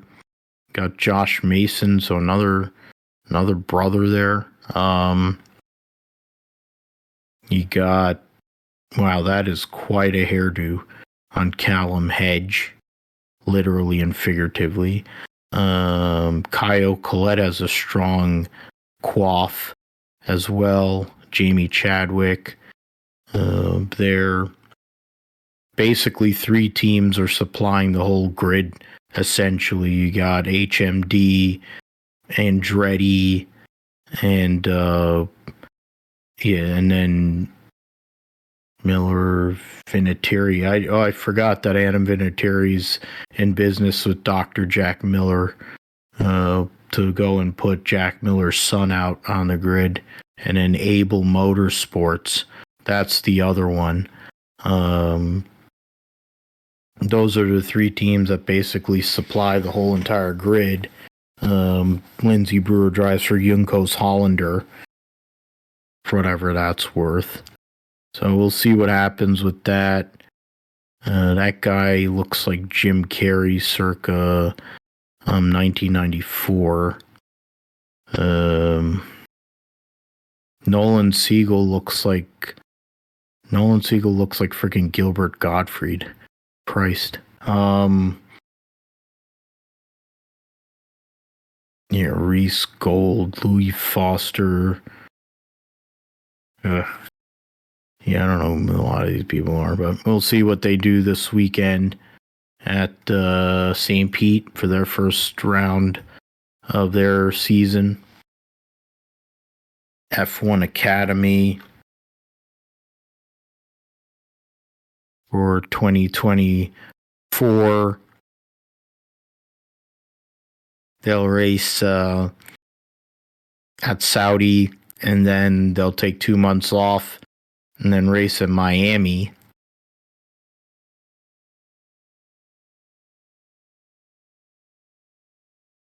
And you got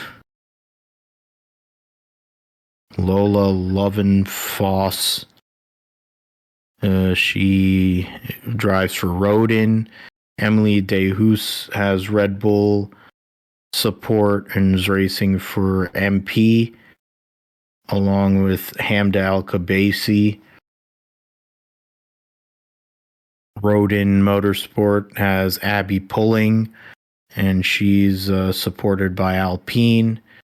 You have American Chloe Chambers, who's supported by Haas, driving for Campos Racing, along with Carrie Schreiner, who's supported by Sauber.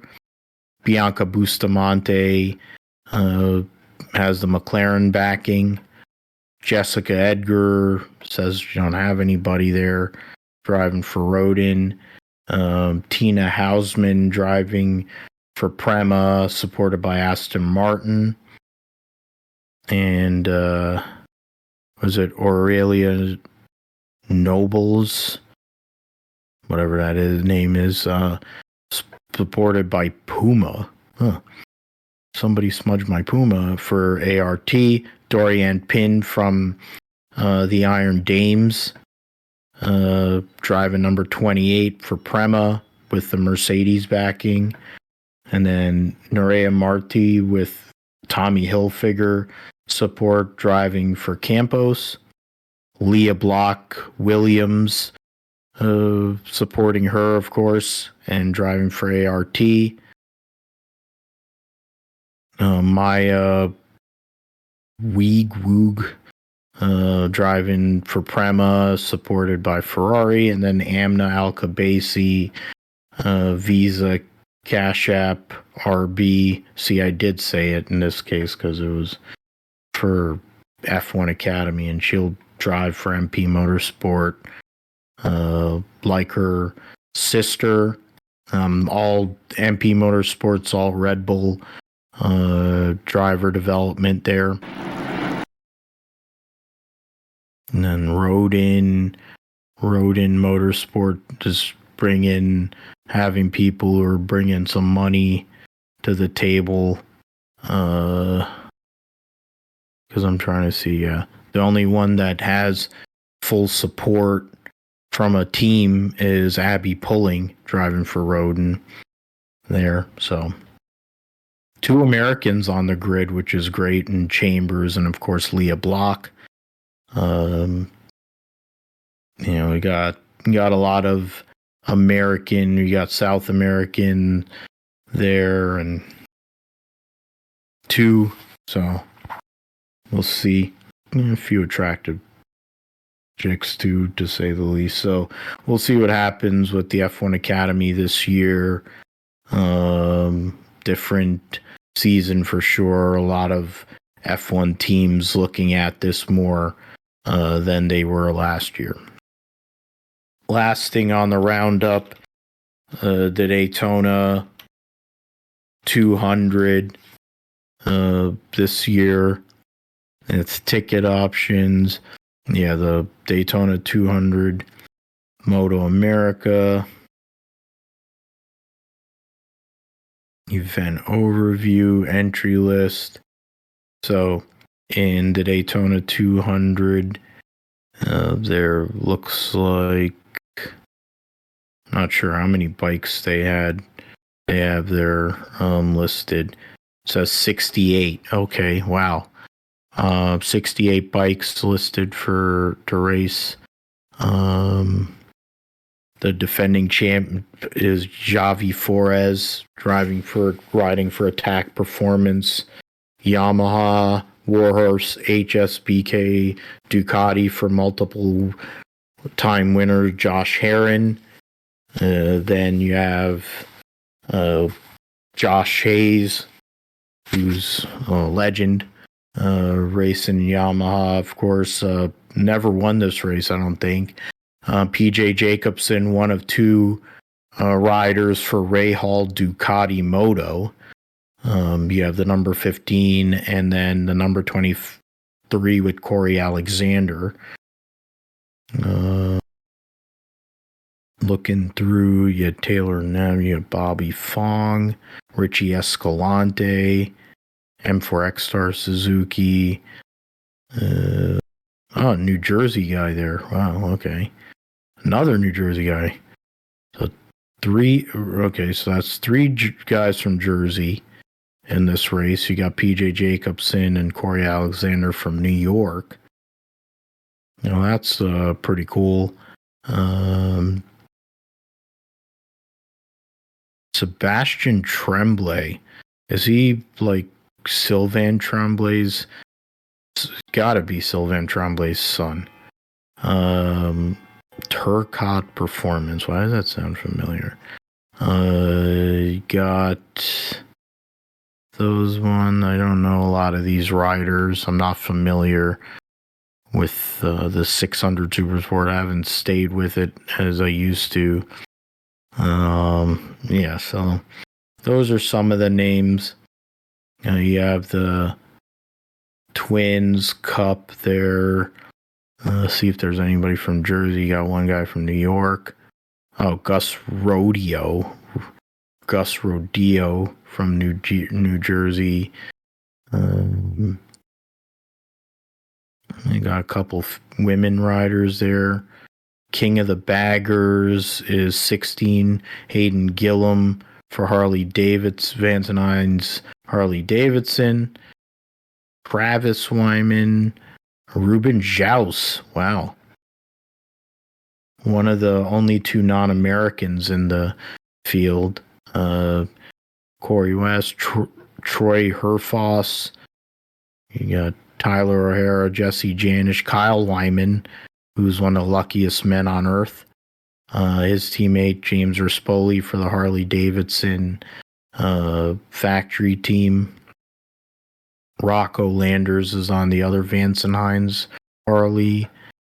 You got Jake Lewis there. What is it now? 1, 2, 3, 4, 5 Indian motorcycles. And then you have 1, 2, 3, 6, 7, 8, 9, 10 Harley Davidsons. Mission Super. I don't know what that is. Never even heard of this class. But, guy from New York. Wow.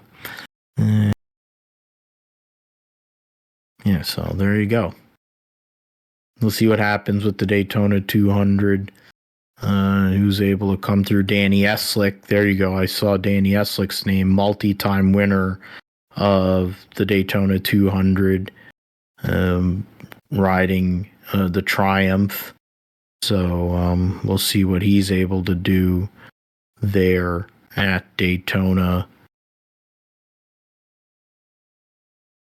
If he's able to go and get another victory in this race. I'm trying to go and look through, but then look at the history. The website is definitely got a lot going on there. All right. So that's that. Definitely been talking way too long, so I'm going to let you talk, Josh. IndyCar season preview 2024. The grid is packed. We have 5 days until the season opener at St. Pete. It's 20 years of the Grand Prix of St. Petersburg.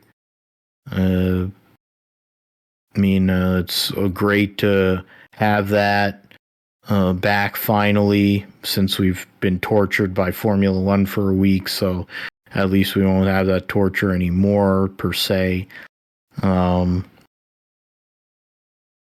We don't know who's going to be driving for Dale Coyne Racing, which is hilarious. But, that's Dale Coyne for you.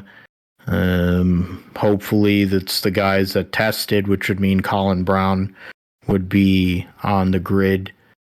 But you have some new names, of course, coming in. You have Tom Blomqvist, full season after spending many years in IMSA.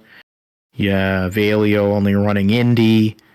Ed Carpenter now sharing the number 20 again with Indy next champion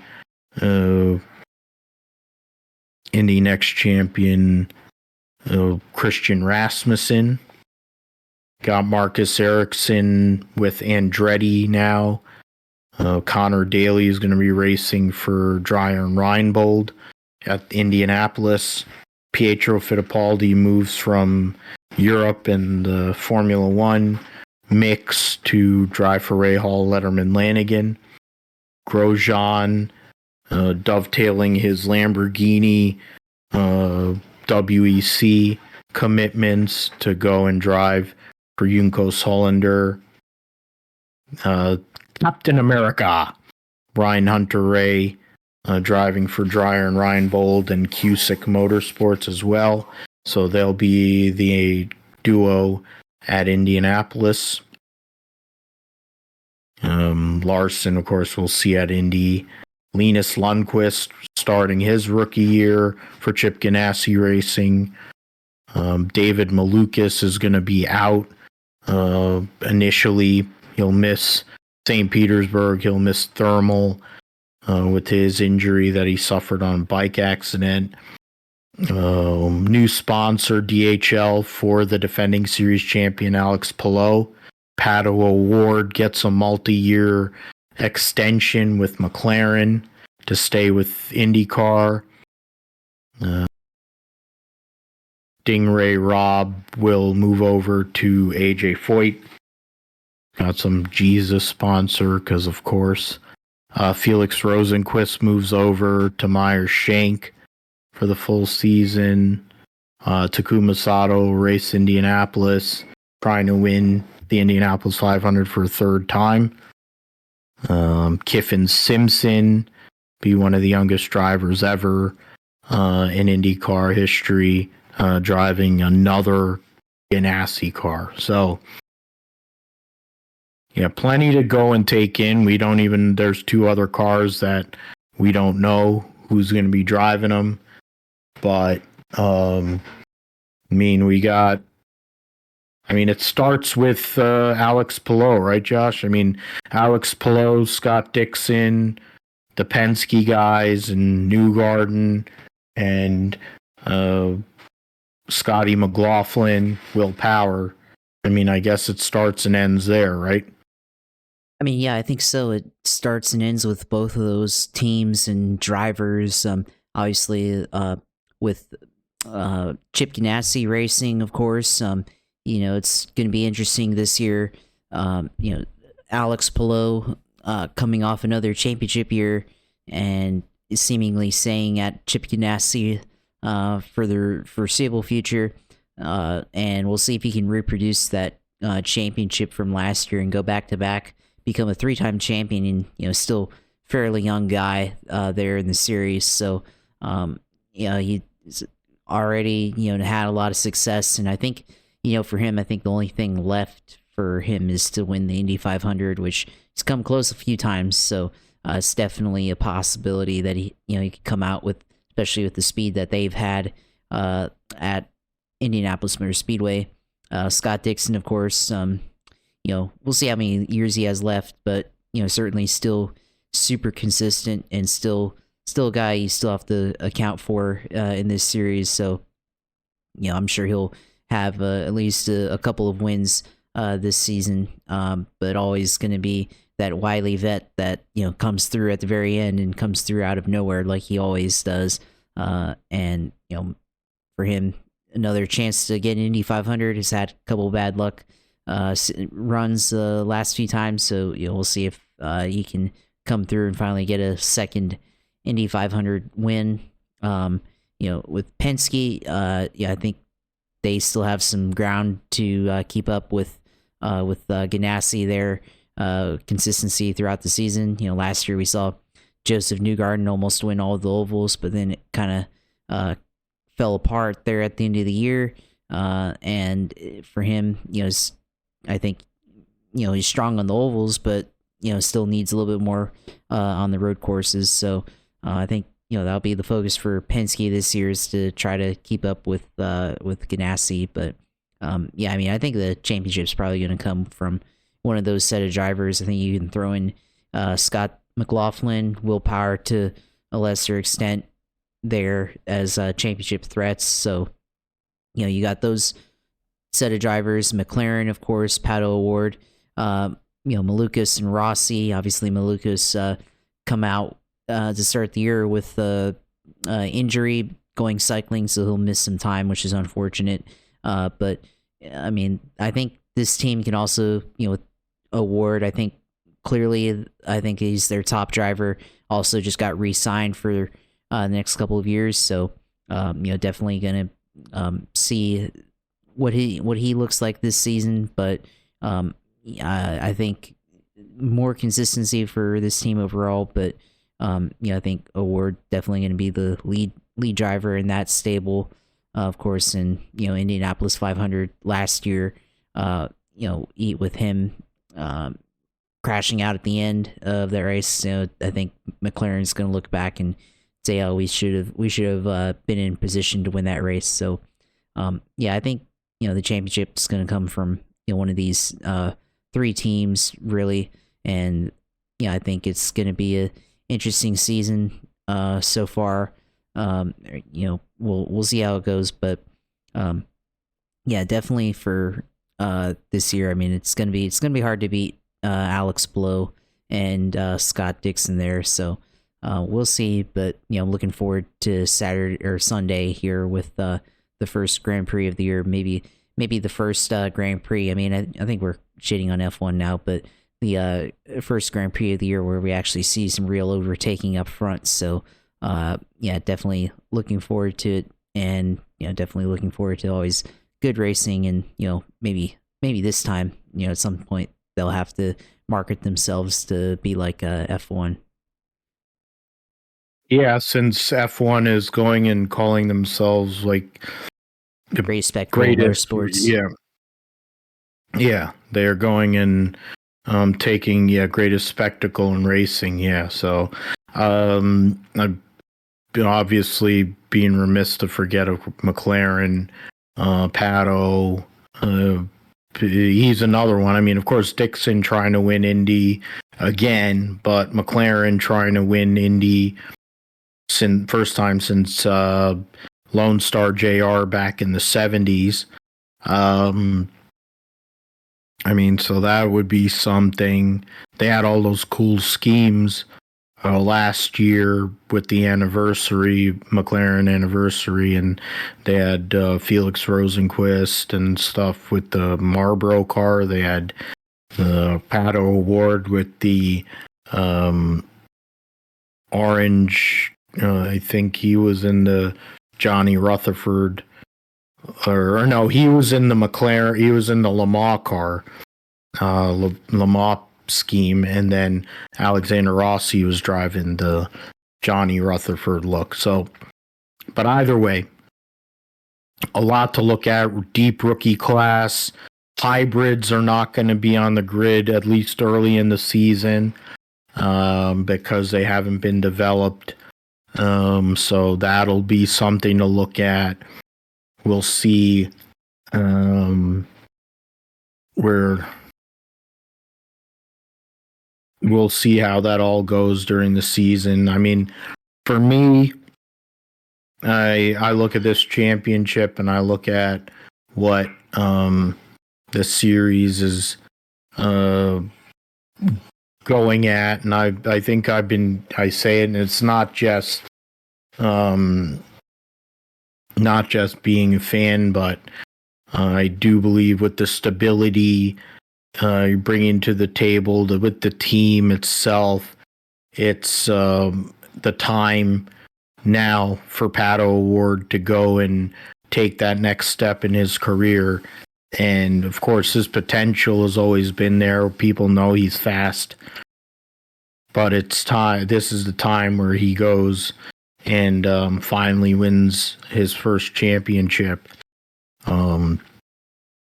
Honestly believe that he's going to have a big year this year in IndyCar.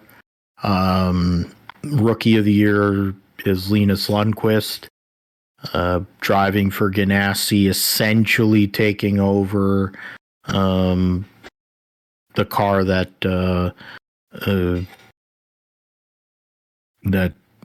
Marcus Ericsson was driving. So that's a very good team. Brad Goldberg, the engineer and strategist or whatever. So they have a lot of good pieces there for him, and he's very, very fast. So those are my picks. For those, I mean, we'll get to Indy when we get to Indy. Of course, that'll be a big deal. The first part of the year going to be the majority road courses. The second half of the year is going to be majority ovals. You'll have the Olympic break in there as well. So we'll see how IndyCar goes. But how about you, Josh? Who are you looking at for the championship and rookie of the year? I think, for the championship, I mean, it's a pretty bold pick to go with Pato O'Ward there. But I like it. It's would be a good champion. Definitely a fan of him as well. So, that's a great pick there. But, for me, I'm going to go with kind of chalk here, go with Joseph Newgarden. I feel like, they can build upon what they did last year, obviously, and he's got the pressure of needing to focus on the Indy 500 out of the way and everything. So, I think he's still the best driver in Team Penske on the IndyCar side, so go with him. Of course, won the Rolex 24 as part of the Porsche Penske program as well, so he's already off to a good start to the year. So that's who I pick for winning the championship this year. And then as far as rookie of the year, I mean, I like Tom Bloomquist as rookie, but I know that Myers Shank, they still have a lot of work to do. They were behind for a good part of last year, but now they're not really focusing on IMSA this year because of what happened last year with the Rolex and the cheating scandal that kind of came out of that. But I think Bloomquist already has a lot of experience and certainly the most, experienced racer, I guess, of the rookies. Put it that way. Of course, all the other guys, maybe open wheel, they've done well, but certainly Bloomquist has had quite a career already in sports car racing.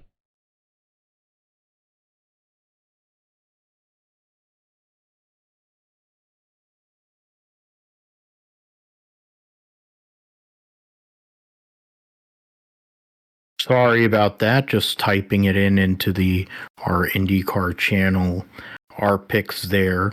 Interestingly, you picked Joseph Newgarden last year for the championship. I did.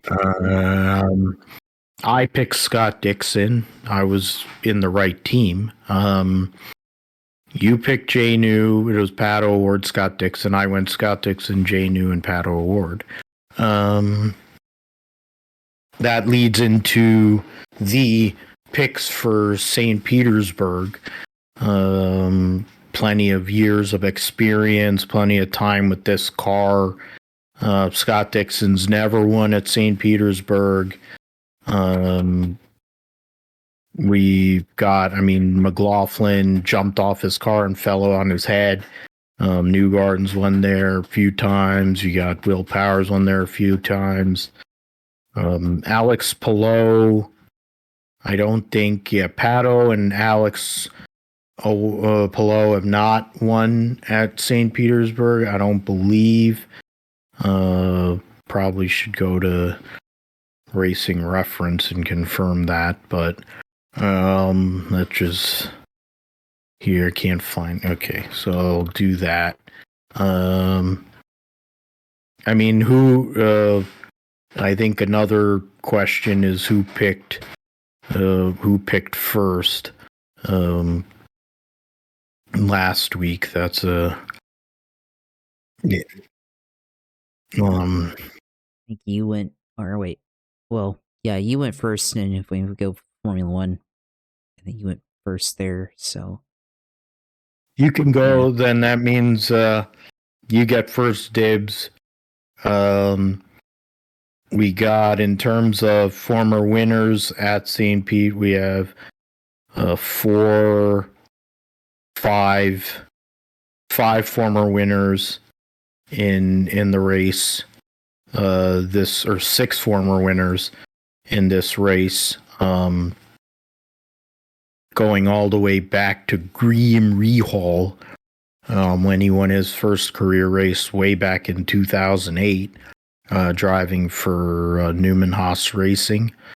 And then Will Power and Jay New, Colton Herta, Scott McLaughlin, Marcus Ericsson. Basically, over the last 5 years, it's either been a Penske or a Honda. I was about to say Penske or Andretti, but Marcus Ericsson is driving for Ganassi last year. Colton Herta won from Pole in 2021. So, what say you, Josh? Who's your winner, and who do you look at as a wild card candidate for this weekend? I think for me, I'll go with Scott McLaughlin winning this weekend. Different Penske, but Scott McLaughlin led a lot of this race last year. Of course, got tangled up with Romain Grosjean there towards the end there after the final was looking like the final pit stop. So I think he can come back here and close the deal this time and win the race. And then I think wild card for me here. I'll go with Pietro Fittipaldi as a wild card. Solid driver, finally getting a full-time entry into something. Kind of been bouncing around over the years. So, and actually, he started his career in NASCAR in the Wheeling All-American Series in North Carolina. So, interesting there. But, he's kind of been bouncing around over the years. And, he's been pretty talented. So, I'll pick him as a wild card, see how he does this weekend. Yeah, solid pick. Pietro Fittipaldi's had good pace. I think Rahal, Letterman, Lanigan, different level of commitment this year. Graham Rahal on his last years of his career. Of course, his girls are growing, and his dad, at some point wants to give the team to him, and Mike Lanigan wants to give the team to his son as well. So we'll see what happens there. For me, I'm going to say it. I'm going to say that Scott Dixon finally wins at St. Petersburg. He's driven here for however many years. All these tries, gotten close, finished second, finished third. There was a point where he had never finished on the podium, but then finally, recently, it's kind of turned the other way. He's one of the greatest of all time. One of the only things he's really missing is a win at St. Pete. I think it would be a cool way for him to start another championship campaign, going and getting a win there. So both of us picked two Kiwis, or both of us picked Kiwis to win. For me, in terms of a wild card pick, man, see, that's not a wild card.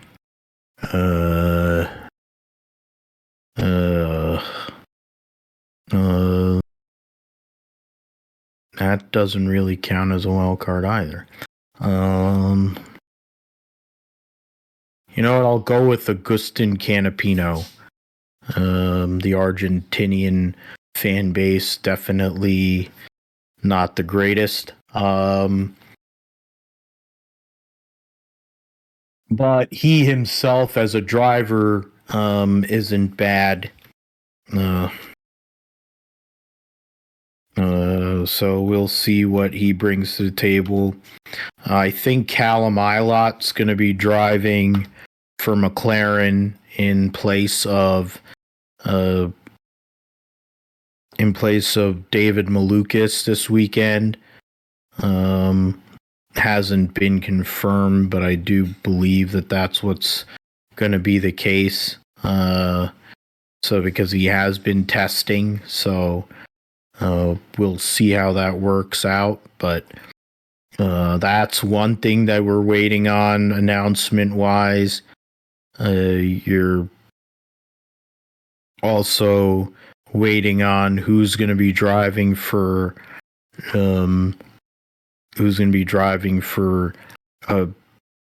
Dale Coyne Racing. It's a big goof. It's been a goof for years on Dale Coyne TBD or TBA. So we'll see how that all works out. All right, Formula One. We know Fish Lips is going to win, so that takes away some of the drama. F1 Saudi GP. Phil goes with Fish Lips to win. Podium, I'll go with Carlos Sainz in second, and then in third, I'll go Checo in third, even though he's the street course king. How about you, Josh? I mean, let me go back here to, Carlos or Fish Lips first, Checo second, and Charles Leclerc third. Easy. Yeah, pretty safe picks for both of us there. A little bit of deviation probably on my end, but I mean, I think it's solid.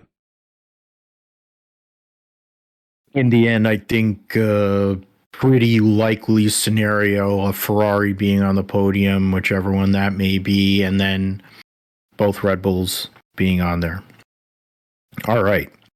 So we'll move forward to the Cup Series this weekend at Phoenix.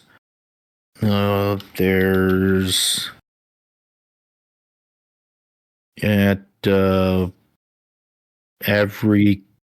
that is such a bad name. So 39 for 38, so one car will go home.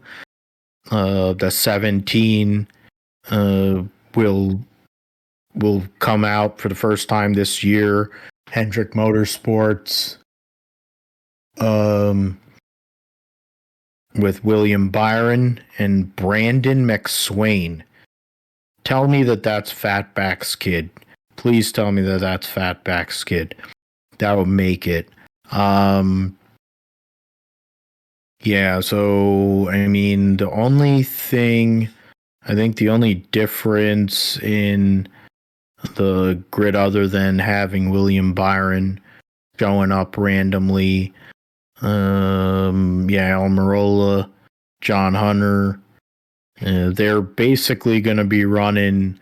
I mean, John Hunter's going to be running the majority of the season. It almost feels like the old Bushwhacker days, but I guess it's getting experience. Nobody announced right now in the 32. And wow, Joey Can you Gase. hold on for a second? I think the recording stopped. I don't know what happened. Let me see. Now recording. Okay, it's back. Yeah. I don't know. So then we've been doing all that and it wasn't recording, or? No, it was like a couple seconds ago. Something. Okay. Yeah. All right.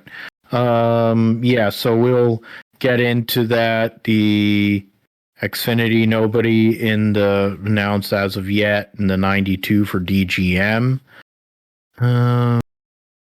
Otherwise, we have the field as we've seen most of the year.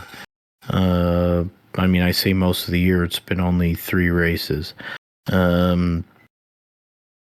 SVG trying to look at and get a recovery drive after last week. Riley Herbst, good momentum starting the year. So, where are we at? You went first, or you went second there with Saudi. So, and Xfinity at Phoenix. Josh, you get first dibs on that. Xfinity at Phoenix. I'm gonna go with Justin Allgaier winning at Phoenix. So he's a solid track for that team. But yeah, they haven't had as much speed this year, but it's the first kind of quasi short track. So I think they can pull it out here. So got that. And yeah, that is a horrible name. Just call 811-200. Just call it that. Yeah. Yeah. But got that wild card. Let's see. Wild card. Go with damn. This is hard. So many good names. Right. Yeah. I was gonna say Ryan Sieg, but I think he's a contender there. But Parker, yeah, let's go Parker Retzlaff. We've thrown him around a few years, but he's a good wild card pick for this. Yeah, that's a good one. I mean, after last week qualifying, he's got qualifying down. He had good race pace at Daytona, of course, and I mean, he's making that progress. The Jordan Anderson team definitely seems to be bringing better vehicles to the track this year. I'll go chalk. I'll go Hunter Nemechek. It's a track where Joe Gibbs Racing has been dominant over the years in the Xfinity series, so that's my choice there. I can't say Bruckshot as a wild card, even though it's Bruckshot. He's won there before.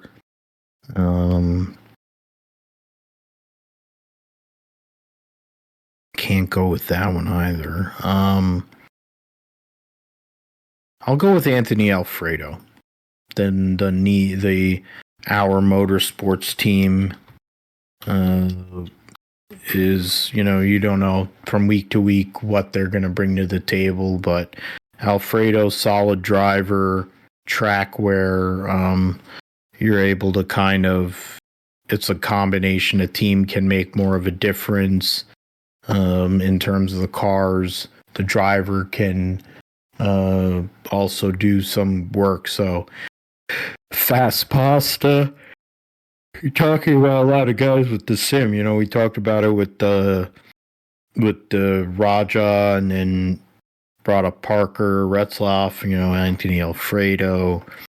So I guess we're going to get these computer guys represented for sure. Shriners Children's 500 at Phoenix for that'll be the race. That'll be the race sponsor. 36 for 40, so nobody is going home.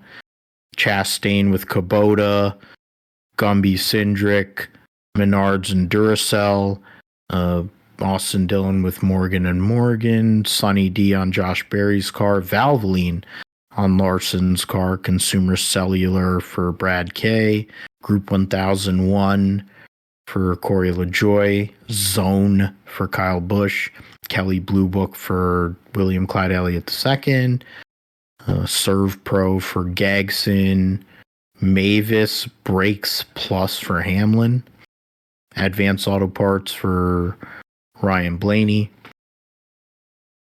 2022 winner Chase Briscoe with Mahindra Tractors, Kaz Gralla with N29 Capital Partners again, Derek Kraus, Western States Flooring, Chris Busher, Build Submarines, Bass Pro for Martin Truex Jr., Ream for Christopher Bell, Draver. What the hell is Draver? For Burton, Hunt Brothers Pizza for Joey Logano, first race for the U.S. Air Force for Bubba Wallace, back there, so that's cool. Raptor on Byron, Poppy Bank for Daniel Hemrick, former winner there in the Xfinity Series. No sponsor listed for McDowell, Todd Gillen Generator, Ryan Priest United Rentals, Albertsons for John Hunter, Family Dollar for Eric Jones, Mobile One for Tyler Reddick, interested to see what that'll come out to be. Fry's Coca-Cola Spice for Richard, Ally Best Friends for Bowman, Fraternal Order of Eagles for Justin Haley. They had a flat black car at Daytona. Ty Gibbs, Monster Energy, Zane Smith, nobody listed this week. Delaware Life for Carson Osavar, and Freeway Insurance for Daniel Suarez.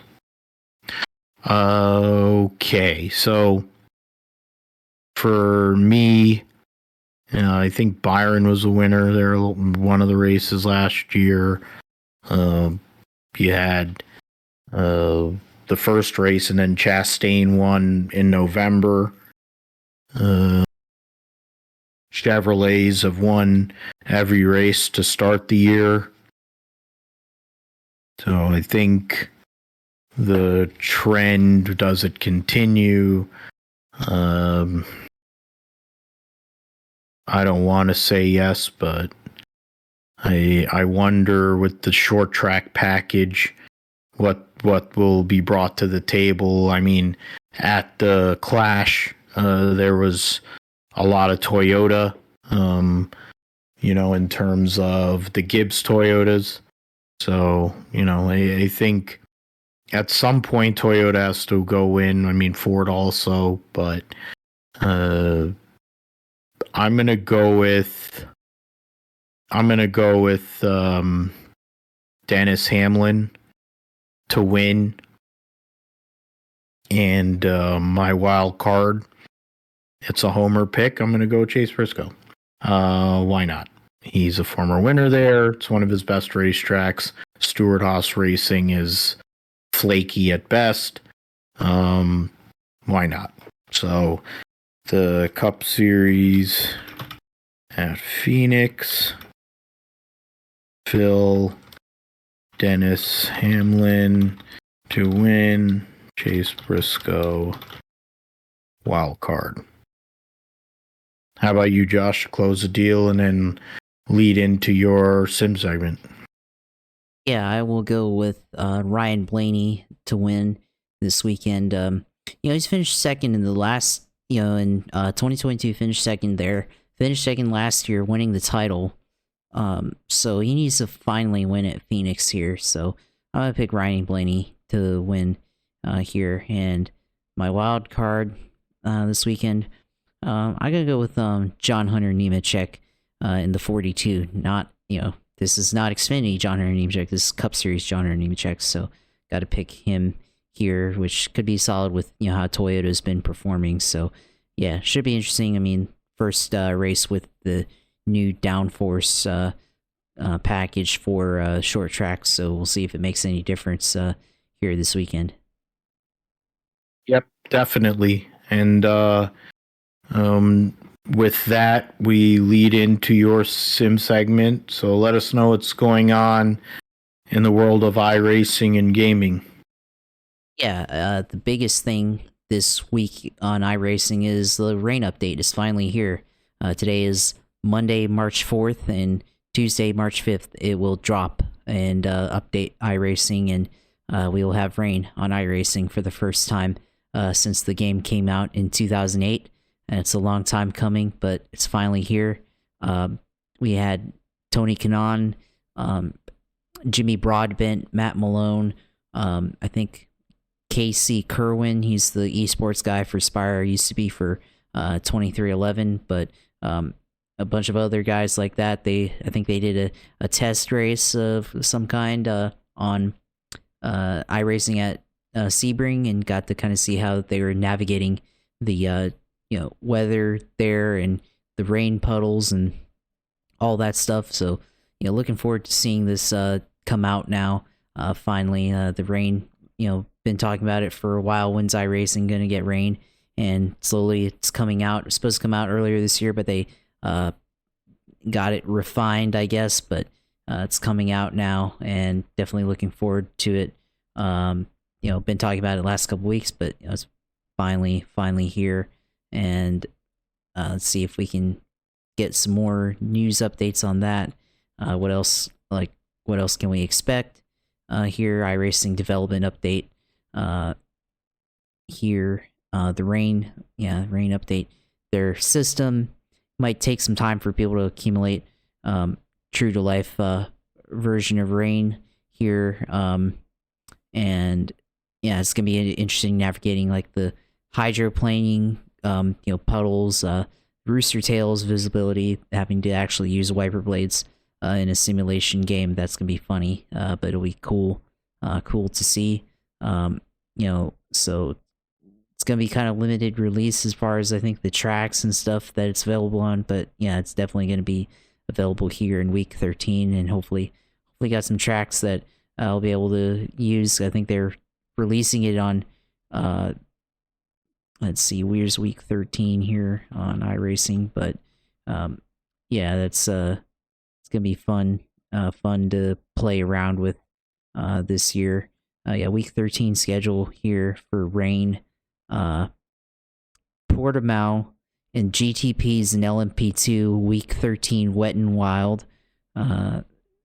Portimao rain expected, and then GT3s Misano Portimao rain probably. So there, GR86 and GT3s at Nürburgring and Dustifer. I don't know how to say that, but I guess the other Nürburgring, not the Nürburgring Nordschleife, but rain expected there. So rain expected there.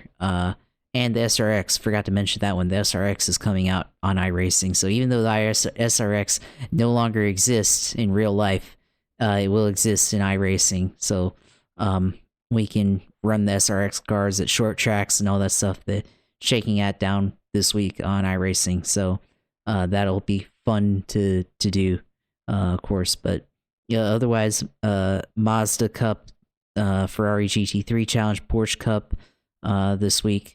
Unranked, those are ranked series where safety rating affected.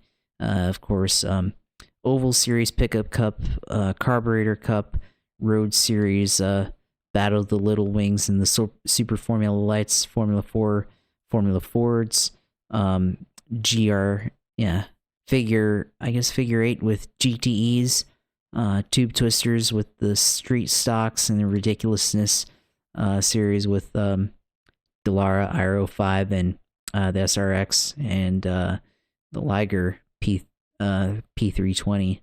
So yeah, I mean, iRacing over the years, they've gotten things, improved and more modernized. Now finally the elements come to play here. I mean, we have dirt, but now it's different racing in the rain. So gonna be fun. Gonna have to break out the inner Ayrton Senna in the rain. So looking forward to seeing how this all plays out. Hopefully the computer holds up for it. I know the rain, I've heard it's very intensive, but we'll see how it goes. But yeah, it's looking forward to doing that. Might have to break out the stream for this. So definitely looking forward to playing around in the rain and building a new skill there. So yeah, I mean, that's the big update here on iRacing for season 2 of 2024. So look forward to seeing what tracks and what cars over the next coming weeks are they going to have rain in the forecast for and everything. So looking forward to that. And maybe in the future they'll do oval racing in the rain, especially NASCAR kind of changing the rules here and allowing rain racing at short tracks at when possible. So we'll see that. But if I do stream some rain racing this weekend or during the week, Twitch TV/usailor2, go in there and see everything.